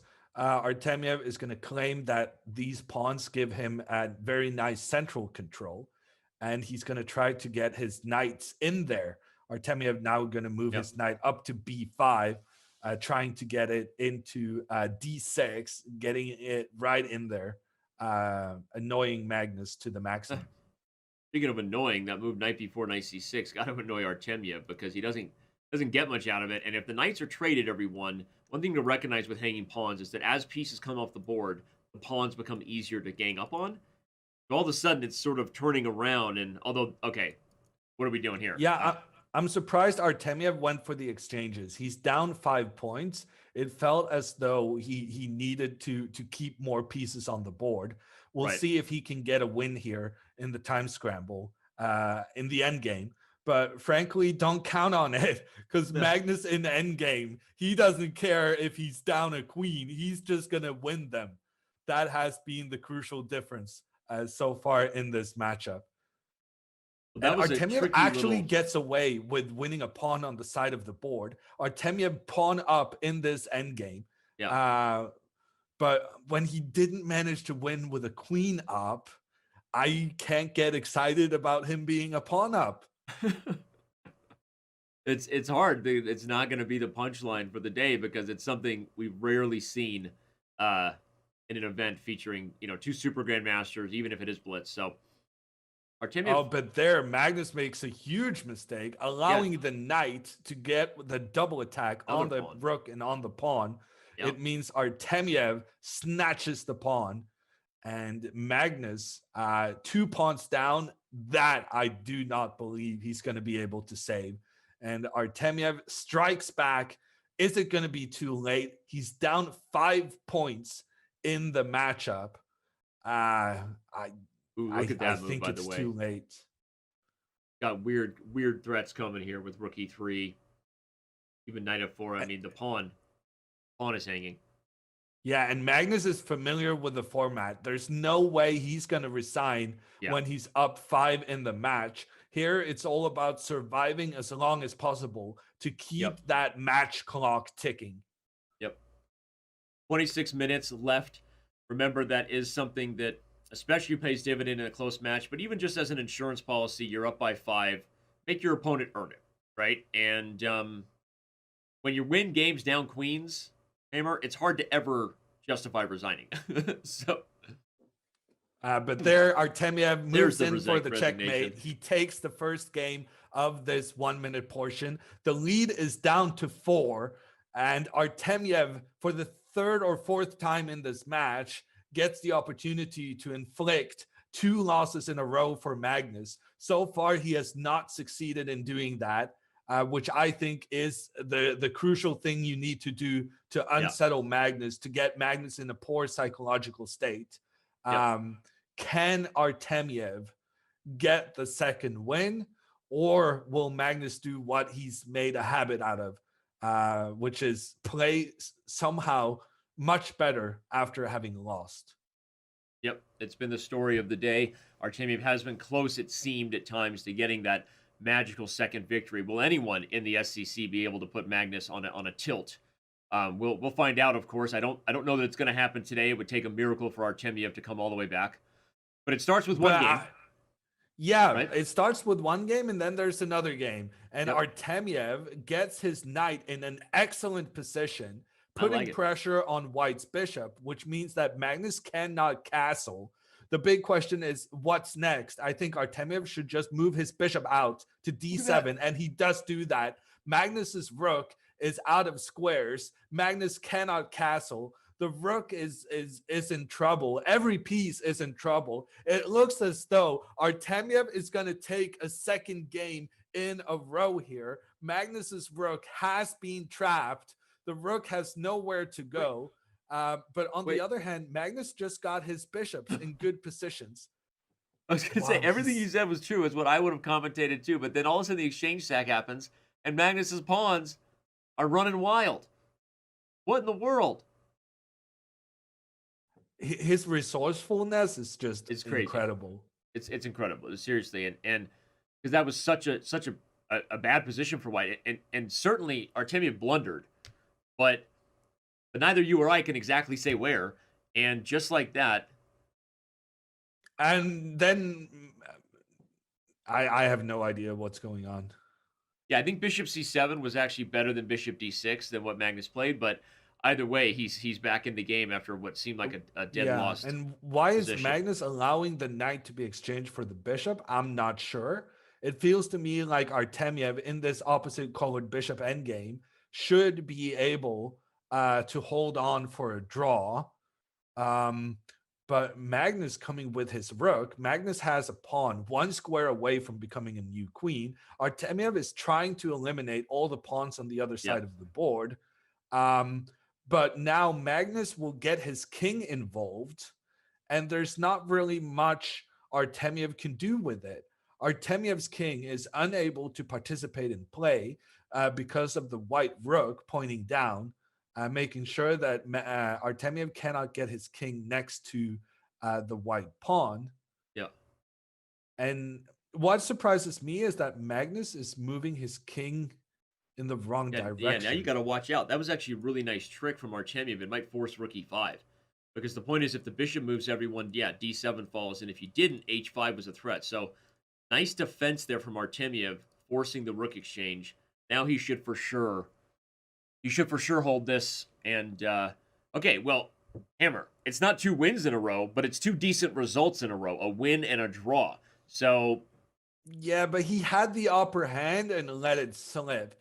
And even though he's happy to have avoided a loss, I just can't help the feeling that Artemiev really needed that 2 in a row to get momentum. And look at Magnus's reaction there. Magnus's reaction was not one of, I wasted an opportunity to win. Magnus's reaction was, I got away with that. Right. And that tells I just you took what 3.5 more minutes off the game clock. Match clock. Right? No, I'm with you. I'm just saying, you know, where there's a will, there's a way. And right now with 21 minutes left, Artemiev, another victory here would keep it close. So the point is you just, I don't know for sure if I'm right. It's been a long day already, but I think Magnus has always won after losing. And that was the first time Artemiev drew the next game. So that's all I was saying. A couple decent results in a row. Yeah. I think he desperately needs to win this one. Yeah, no, I agree. It's time to win or and not he win. knows it as well, because he's going aggressive with his pawns, pushing Magnus's queen back, and now putting his rook on the same file as Magnus's queen. The queen gets away. How are you going to break down Magnus's position here? I think part of the problem here for Artemiev is that it's going to be a 90-move game. Magnus is just going to block off everything, and then the match clock is going to run its course. In addition to it being almost impossible to defeat Magnus in such a technical position, meaning that there's like a very limited of pieces left. It's just also the fact that Magnus can keep the game going for quite some time, exploiting the fact that the match clock keeps running. Yep. And I'm liking the way Magnus handled the pressure, to be honest, regardless of all the other difficulties we've said Artemiev faces. I think that it's roughly equal in terms of the queenside play, and the 2-on-1 being the long-term advantage, I feel like is good for Magnus. Although this move knight e5, that's kind of irritating, because if you take, your knight is being pushed to a less than ideal square. And Magnus is spending a lot of time figuring it out. In the end, deciding to retreat. And both players now under 20 seconds. Here comes the 2-on-1, as we said. But now Artemiev has successfully blockaded. Are you going to put it on c6? Go for a5? I think he's going to move it forward. Do it. But there's knight d7 you got to watch out for. No, queen d3. What a weird move. Well, Magnus's queen attacking both white's rook and white's knight, grabbing a pawn in the process. So Magnus won quite a lot of material there, but gets forced back afterwards. And now Artemiev, despite being a pawn down, he has this pawn running up the board, trying to become a new queen. Magnus up a pawn, seems to have enough resources in the position to stop that white pawn from moving forward. But Magnus blunders. 1 second. One Both second for players Magnus. down to 2 3 seconds. seconds. White figured this out somehow. I mean, what a weird position. This is one that, as a chess fan, I feel robbed. I wish the players had more time to play that position a little more accurately, because the eval bar was nutty, and I think don't think the best chess was played. But hey, what did we call for? We said Artemiev has to win another game in a row, and it might. Yeah, but he's not won this one yet. Magnus, as always, being very resourceful, creating trouble for White, trying to. It can't happen again. Oh my gosh. trying to He get was his losing. queen in. What is I going have on? no idea what's going on. Hey, F2? Shame on you. What is going on? The eval bar is still in Magnus's in Artemiev's favor. He needs Barely, to though, keep this now. one pawn he has moving forward. That pawn needs to become a new queen if he's to have any chance of winning this game. Magnus right now just giving checks to the white king repeatedly, and the white king is struggling to And get now away. A5 falls. And now he blundered the pawn, which Oh. means Magnus now will go for the win. Artemiev just having 3 seconds left. This is anyone's game. The knight and queen are the best duo in the business when it comes to mating nets against the king. And so I would rather have the queen and knight here than the queen and rook. This is I agree. The knight is so tricky, and white's king is poorly defended. So it's much easier for Magnus to hide his king than it is for Artemiev. Yeah, and just to prove the point, if Magnus wanted to draw, he could offer the queen trade. Now, he might take it with Perpetual here. Indeed, he does. But still, it was a game that, don't kid yourself, Magnus was the one hoping to win it toward the end. And again, he prevents Artemiev from getting that so desired second win in a row, right? It's been a win for Artemiev in Bullet, everyone. 2 draws, but not another victory that Artemiev needs now with only 16 minutes left. And in both draws, it was Artemiev who was closest to the win. And also in the last 2 games of the 3-minute portion, it was Artemiev who had very promising winning positions, which he wasted in time trouble and ended up losing. Consider, Danny, if all of those 4 games had gone in Artemiev's favor instead, he would be the clear leader of this match. But now instead, he keeps, having to chase a win, trying to get back as a result of not exploiting the chances he's been getting. Yep. The dog chasing his tail, going in circles, not getting anywhere. That's how Artemiev feels. By the way, we have more than 10,000 live viewers on YouTube. That might be a record for our growing YouTube channel. We've been live streaming on Twitch a little bit longer over the last 10 plus years here on Chess.com. So that's cool. And still got 24,000 of you almost on Twitch. So thanks for being here. Remember, right after this match, we'll have interviews with the world champion Magnus Carlsen, Vladislav Artemiev. And then we buckle up for Nakamura Fedoseev. That's going to be a fun one. Like Hammer keeps saying, it's quite a day today. What a day to be alive. Huh? Take that, 2020. Take that. 2 speed chess quarterfinals on the same day. And also it being Hikaru and Magnus. It's just perfect. I think G takes H3 was the move there. And for some reason, Artemiev took Magnus's bluff. Yeah, I think G takes H3 was winning for black. Yeah. Well, based on the evaluation bar, that was definitely the case. But neither player seemed to believe the attack black had going on. Well, now Magnus is back in the driver's seat with a dominant knight on E5.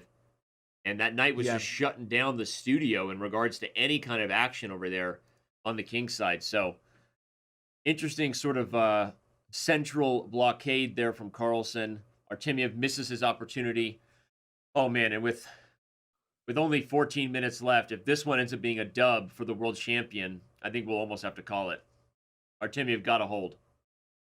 Yeah, no doubt. And Magnus's pawns on the queen side are terrifying. He has 2 pawns that protect each other as they move forward. And these pawns are going to become new queens. Artemiev resigns. Magnus has a 5-point lead. And look at the relief in Magnus's face. Yeah. That's how close this match has been. Magnus is thrilled to get that 5-point lead, which normally would be more than enough to feel extremely confident that you're going to win this. But Magnus is like, oh, wow, this has been a challenge. I'm so happy I'm about to win this. No, I agree. That face says it all if any of you were late. This has been a super close match all day. Artemiev led and felt like the better player in the first segment. Magnus seems to have found it where it matters the most. But that relief you just saw was Magnus kind of feeling like, all right, 5 games lead, 12 minutes left. I think I'm going to get this. And he has a ton of respect for his opponent in Vladislav Artemiev.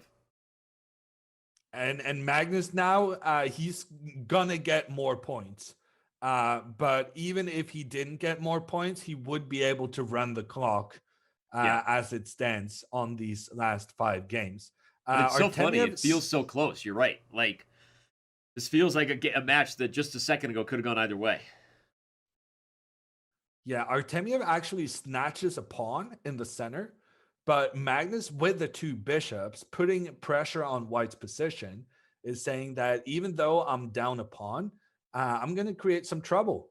And this guy on the side of the board that Danny just highlighted, that is instrumental to Magnus's plan, because he's going to push this guy forward, and White's king is going to feel uncomfortable at the pressure levied. By the way, speaking of uncomfortable, look at the clock. Yeah, no, Magnus is in the mode now. Yeah. He's in his killer mode, and I think he's about to sacrifice something on White's king position to really open up the board and create trouble. Wonder if he could have even taken h2 with g3 and then h3. That would have been a way to sacrifice something. He doesn't. Not necessary, but oh wow! And now Artemiev, he's got an attack going on as well. Both players attacking. The computer massively favors White, and then changes his mind and now saying it's about equal, and now favors White again. Incredible stuff. There's an open file for a White rook to point down towards this Black king. I think that's going to be the deciding factor. When White gets the rook involved, there's just no saving it. And Artemiev is going to finish with a nice rook sacrifice. Rook b8. He had it. Rook b8 and then rook over and queen in, I think, was also made. But this should work, I think. Should be good enough. We've said that a couple of times today, Danny. Although, we've said that. We mean it. Magnus the queen exchange and then the checkmate. Artemiev gets another one back. Yeah. And I mean, I guess technically he can still get a comeback 4 games in 10 minutes, but he's going to have to play faster. He's going to need to spend no time on his clock while putting the squeeze on Magnus. Yeah, it's not going to be easy. It's possible, if not improbable, right? I mean, the 10-minute time is just, it goes by faster than you think, right? Especially with increment, you feel like, no, 4 games in 10 minutes, like that's doable, but really, really hard. Although, again, you watched the Firouzja Fedoseev match that I commentated on with the Anish It was Giri. incredible. That was incredible, and it was 4 minutes and a 2-game deficit, but it took not just winning, but then starting the last game as time expired, and that's the rules of the match format. If a game starts, it does count, and then winning that. So even there, it happened, but it barely got in under the wire. So, yeah. And opposite side castling is definitely what Artemiev likes to see when he's chasing a lead. The problem being that Magnus is creating some trouble for Black's king. I guess that's just the cost of doing business. Artemiev is happy to get his pawns involved. He's going to be putting pressure on Magnus's bishop. And I think there's a very real possibility now that Artemiev is going to win this game. I think he has a great attack going on towards Magnus's king. Yeah, Magnus taking his time to figure it out, because a4 is a problem. If you play c3, everyone, the point is a4 comes with tempo, and then a3 to follow would undermine the b pawn to queen c3. So that's why Magnus doesn't play c3. But now he may not have any choice, right? I mean, a4 is coming, like it or not. Well, Magnus has to play a4 himself, I thought, because now, this is tricky. Magnus is trying to shut down everything. If Artemiev plays b4, then a4 from Magnus, and vice versa. Artemiev needs to try and open up the situation, get rid of those pawns so that he can get in towards White's king. I like it. And the way he does it is very instructive. Artemiev, having given up 2 pawns, is still the favorite to win this game because of White's exposed king. And now it's just a matter of getting more pieces involved in the attack. Maybe knight h5 is a move. Rook c8's a move. Yeah, I would go with the rook, and I wouldn't spend this much time. Yeah, Artemiev needs to keep the time situation within reach. Whoa, yeah, rook c3, great nice. move. If you take knight e4 was a fork town. And now queen takes the pawn, yes, and then take very the other nice. pawn. He gets back the 2 pawns he sacrificed initially, and now still has an attack going, while White's bishop on b1 is a horrible. No, but he just hung his knight, just straight up. Yeah. He misses it. And Magnus missed it. Bishop c1. And now Artemiev is taking the bishop, and now Magnus sees the knight in the center. Once again, an endgame. Both players very low on time, but Artemiev about to bring his king into the fold. I think Black's king is going to decide this endgame. Artemiev strikes twice in a row for the first time. I don't want to. I'm like, hold your horses over there, partner. Given what we've seen, I'm not going to call a victory at this point. I mean, Artemiev hung his knight. Magnus missed it. Magnus hangs his bishop instead. Oh yeah, I'm calling it, Danny. Artemiev is going to win 2 in a row, but I think it's too late for him. I think. Okay, now I'm not now sure. he can play king e5 in here. So yeah. Yeah, but now there's pressure against these black pawns. I didn't really like that trade from Artemiev. Yeah, but he's got e6. He should be okay, right? Yeah, you take advantage of the pin. Should still win. Yeah, okay, good play. Never Magnus is going to play it out. Distrust a Russian in an endgame. Instruct a Russian in endgames. That sounds like like the next Netflix series. But despite all of this excitement, despite Artemiev about to win his 2nd game in a row, he's not able to catch up because the match clock is running out. He needs to have 3 wins in the rest of this match. And I'm not sure 5 minutes is enough to get those 3 wins. He's not only going to have to play quickly and amazingly in the next couple of games, he also needs to stop using his own clock. The only way Artemiev can mount a comeback here is if he, in his next game, plays as if it's like a 10-second game. Right. He needs to avoid spending his own time, because at this point, spending his own time will run down the match clock. Yep. And I think Magnus should be too little, too late, not enough time. But that was still a very impressive victory.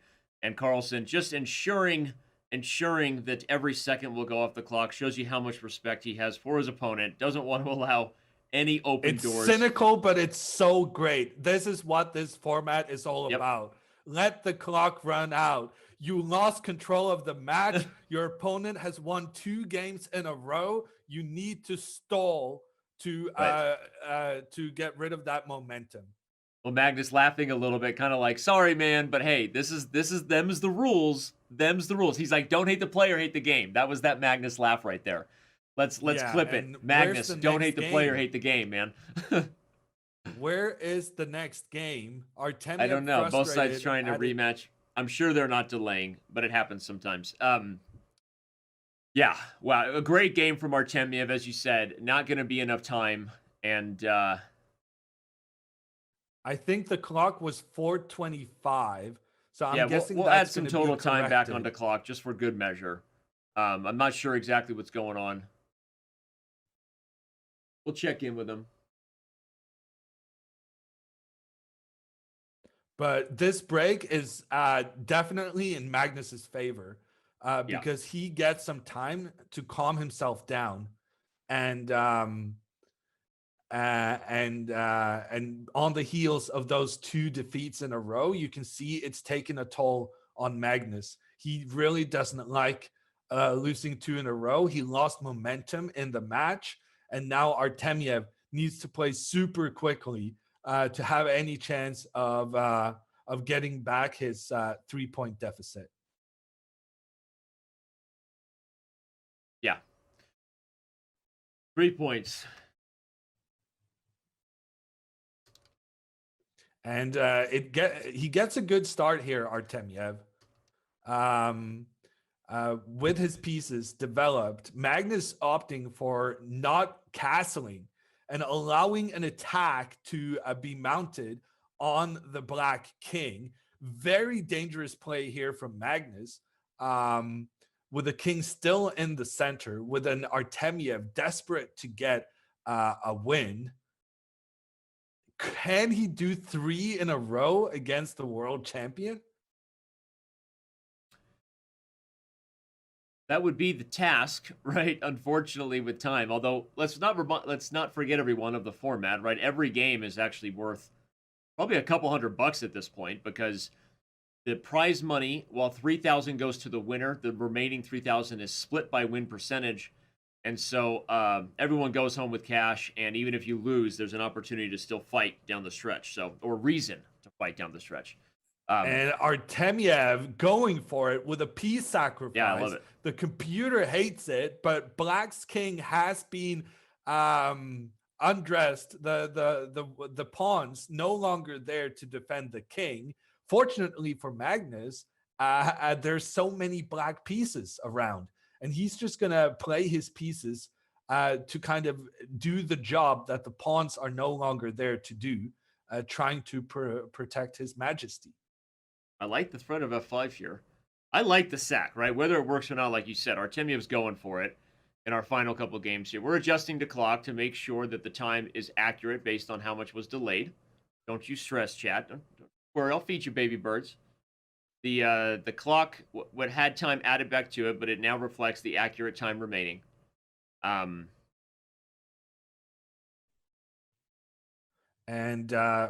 Artemiev striking with the bishop.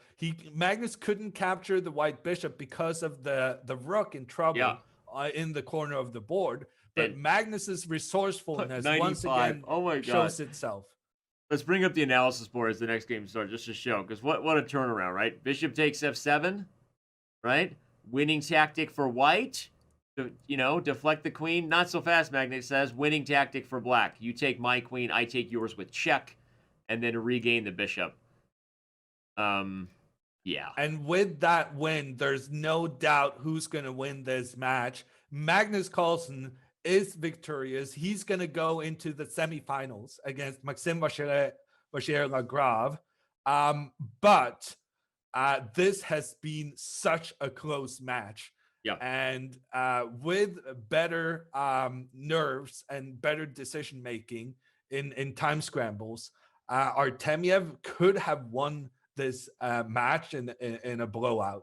It's been incredible to watch how Magnus manages to create trouble for his opponent and get so many points in these time scrambles. Even situations where he's losing, he manages to turn it around and even get a win. So in the end, Magnus wins, as we are accustomed to, but a big fight from the Russian player. Yep.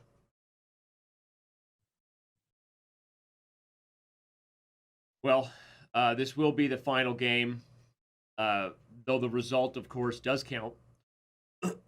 And it will affect prize money and all that stuff. But we're going to have interviews with the players. We'll get Magnus's thoughts on how the match went, facing Maxime Vachier-Lagrave in the next round, and maybe some other things along with it. So don't go anywhere. And of course, Hammer and I will do a quick preview of Nakamura Fedosea before my partner steps out and makes way for a new partner in Robert Hess. I'm a little promiscuous today. I'm swapping partners around. And Hammer, I know you'll be sitting there watching, hanging out with us in spirit. Anyway. What a day this has been. This has been quite the match. This has been a lot closer than the final scoreboard says. It felt like we could have almost had overtime today. You're right, Hammer. Might have even been a victory for Artemiev if he could have converted some of those time scrambles. But I guess it's no accident, because this is the same thing we were talking about in Magnus's last match. He somehow ends up landing on his feet. He somehow has the margins in his favor. And Artemiev there getting a double attack on white's bishop and on the white king. Artemiev gets the extra piece. It looks as though he's going to win this last game of the day, but it's only going to be a consolation prize because the final score, if Artemiev now brings home the bacon, is going to be 13 for Magnus and 10 for Artemiev. So not the definitely not the prediction that Smarter Chess went for, and we like to make fun of the module. It's right a lot of the time, but I do not like that decision from Artemiev. He gives that just up, gave the draw right back.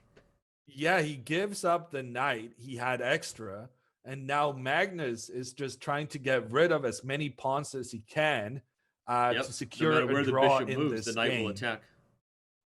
Yeah, and Magnus able to now put up a blockade on the dark squares. The disadvantage of having only one bishop, the reason you need to have the bishop pair is because they need to work together, one controlling the light squares, the other controlling the dark squares. Here, Magnus has been able to put his king, his knight, and his pawn on the dark squares. There's no way for Artemiev to make progress. And this last game was pretty much descriptive of this entire day. Artemiev playing great chess, getting advantages, but Magnus staying in there, showing his fighting spirit, and managing to get points in a lot of difficult situations. Agreed. And it wouldn't be a show with Jan Ludvig Hammer if we didn't end with a reference to why you need the bishop here. Okay, hopefully you enjoyed that. Just like all of our subscribers will enjoy the last of our primetime smackdown between me and Hammer that took place a couple weeks ago. A lot of fun. Hopefully everyone is enjoying that content. Don't go anywhere. When we return, we have interviews with Magnus Carlsen and Vladislav Artemiev before previewing Nakamura Fedoseev. We'll be right back.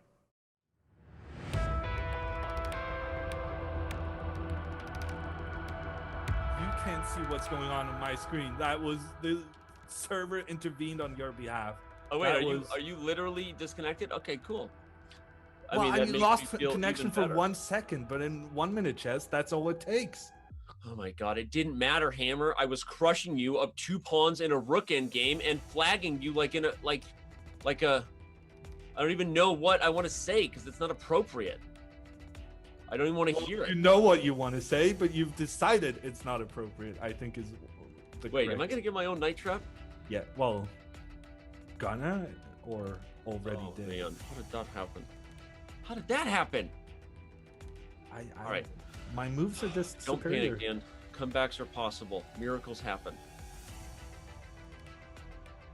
Come on. Come on. Let's do this. There you go. There you go. Make bad moves, Hammer. That's what I love about you. Always up to make a bad move for a friend. Oh, you are just an adorable little bad move maker. By the way, how's that rook feel over there? It's fine. Don't worry about it. Is that rook feel okay? How's that? It's fine. Don't worry about it. Oh, you did get out of it somehow. I'm actually really irritated about that. Come on. This is so awkward for you. Okay, see, everything is fine. Oh, crap. I wasn't everything even was concerned. not fine for you, and you know it. I wasn't even concerned for a second. Oh man, I'm low on time again? How did that happen? I don't know, but I love it. Honestly, somewhat uncomfortable situation going down here. You should be. You should be feeling uncomfortable.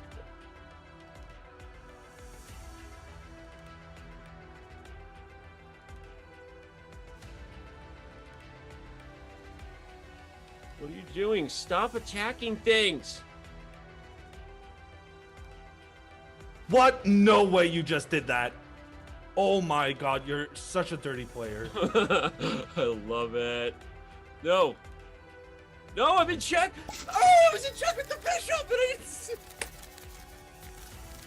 and I almost rocked your world like the little Norwegian country girl you truly are.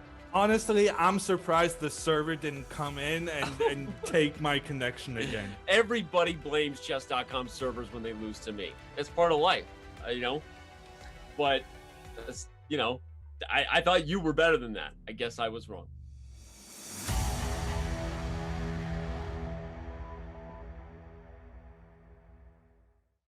And welcome back, everyone. We are now joined by our players, world champion Magnus Carlsen and Vladislav Artemiev.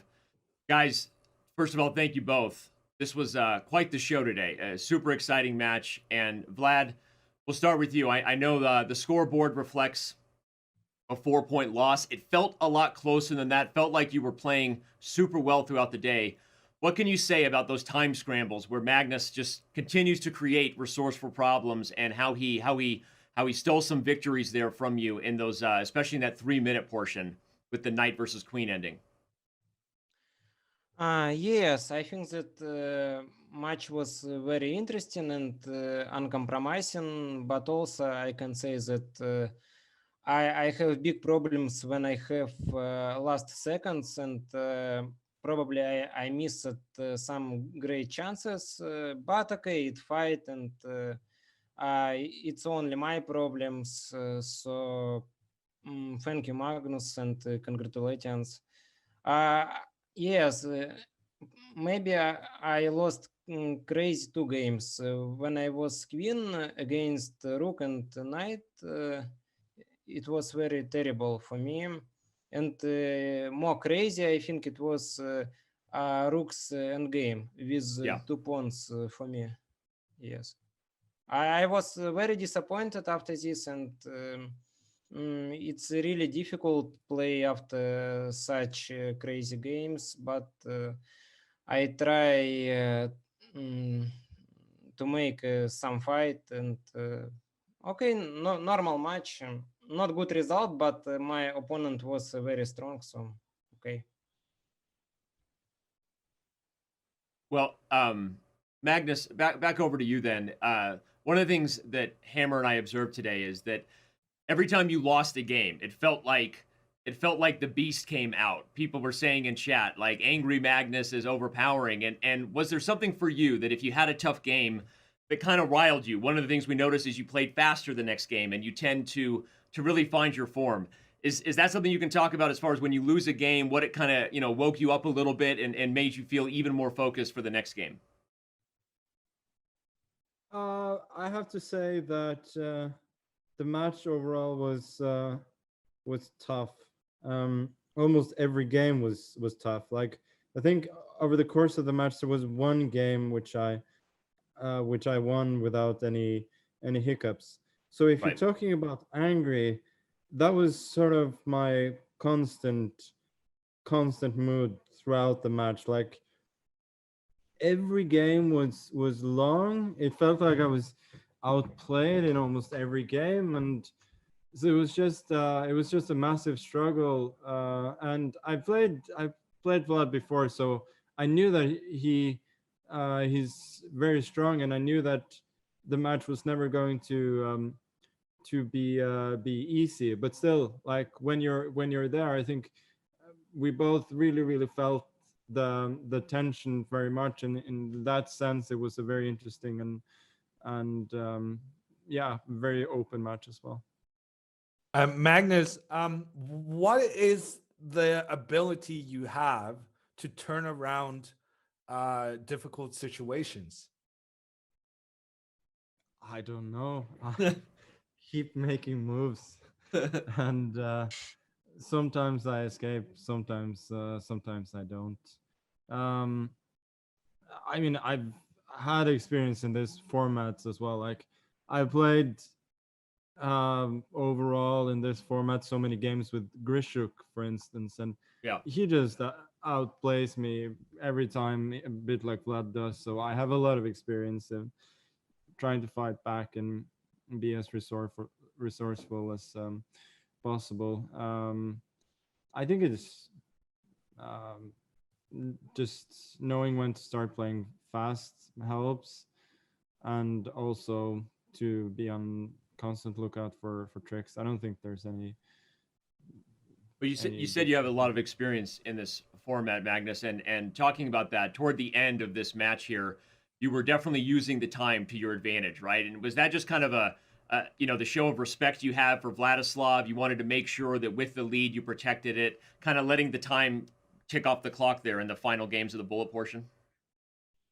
No, as I said before, even though I was leading by quite a big score, there was no moment in the match where I felt like I'm taking over. He's starting to crack. It always felt like the games were very balanced in the sense Right. that we both had chances, and never felt like I was sort of breaking away. And in that sense, I thought I have to be careful, because I didn't really feel that I could control the match very much, and in that sense, it was good just to let it run out. I was very mindful of that. Who knows if the match had gone on for another half an hour, it could have ended differently.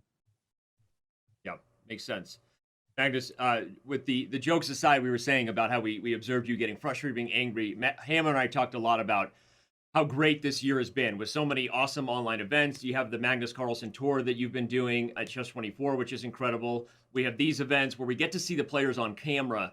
Talk a little bit, if you will, as the ambassador for the game that you are, what you feel online chess has done, right? It sometimes feel like fans feel a little more intimately close to you guys in online events, right? Because we get the camera, we get to see Magnus at home kind of reacting emotionally in ways that you don't always over the board. So if you would, say how you feel about the online events here and how great it's been for fans to be able to connect with players on camera like this. Yeah, I think you hit on the biggest point right there, that I mean, somewhat paradoxically, you feel like you get more raw emotions when people are are online than they are IRL. So yeah, that's Right. certainly the case. And for us as well, it's good to play from home, and yeah, it's just a great thing for chess. I think that there are now very serious online events that people can watch. For sure. Well, and we appreciate that and all the events that are running online, both with Chess.24 and Chess.com, and we think they've been amazing. So, Vladislav, I want to just say again, I know that the score, obviously, not what you wanted to win the match, but what do you take away from something like this as far as what you learned? Despite, you played the world champion, that's one thing you learned, and he plays a lot of good moves, but what do you learn as far as things you can take away and improve upon in future speed chess matches? Yes, before the match, I have opinion that Magnus is favorite, of course, but I'm also not bad player, so I wanted to found my chances, and of course, I not can say that I'm happy now, because when you lose, it's always bad. But still, I not can say that I was very bad. I was normal, I think. Maybe I can play better. I think that I can play little better, yes, but it's a difficult work. Won such long match against Magnus, so I must work more, and will wait others great events, and hope that I return in Speed Chess Championship in next year. Thank you. Yeah. Well, thank you, and best of luck at the Russian Super Final. We know you'll be traveling to that, and you had an incredible year. You're someone who qualified in the Speed Chess Grand Prix. You've been one of the most consistent, albeit dominant forces in the world of online chess. So you earned it, and great match today. Magnus, last question for you. You've got MVL in the semifinals. Thoughts on that matchup, and how do you think you face off against the Frenchman? I think he's a very different player than Vladislav in this format. Like, Maxim is a lot more reliant on tactics and speed, so it's certainly going to be very different experience. Yeah.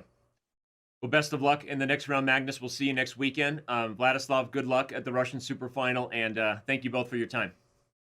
Thanks a lot. See you in next time.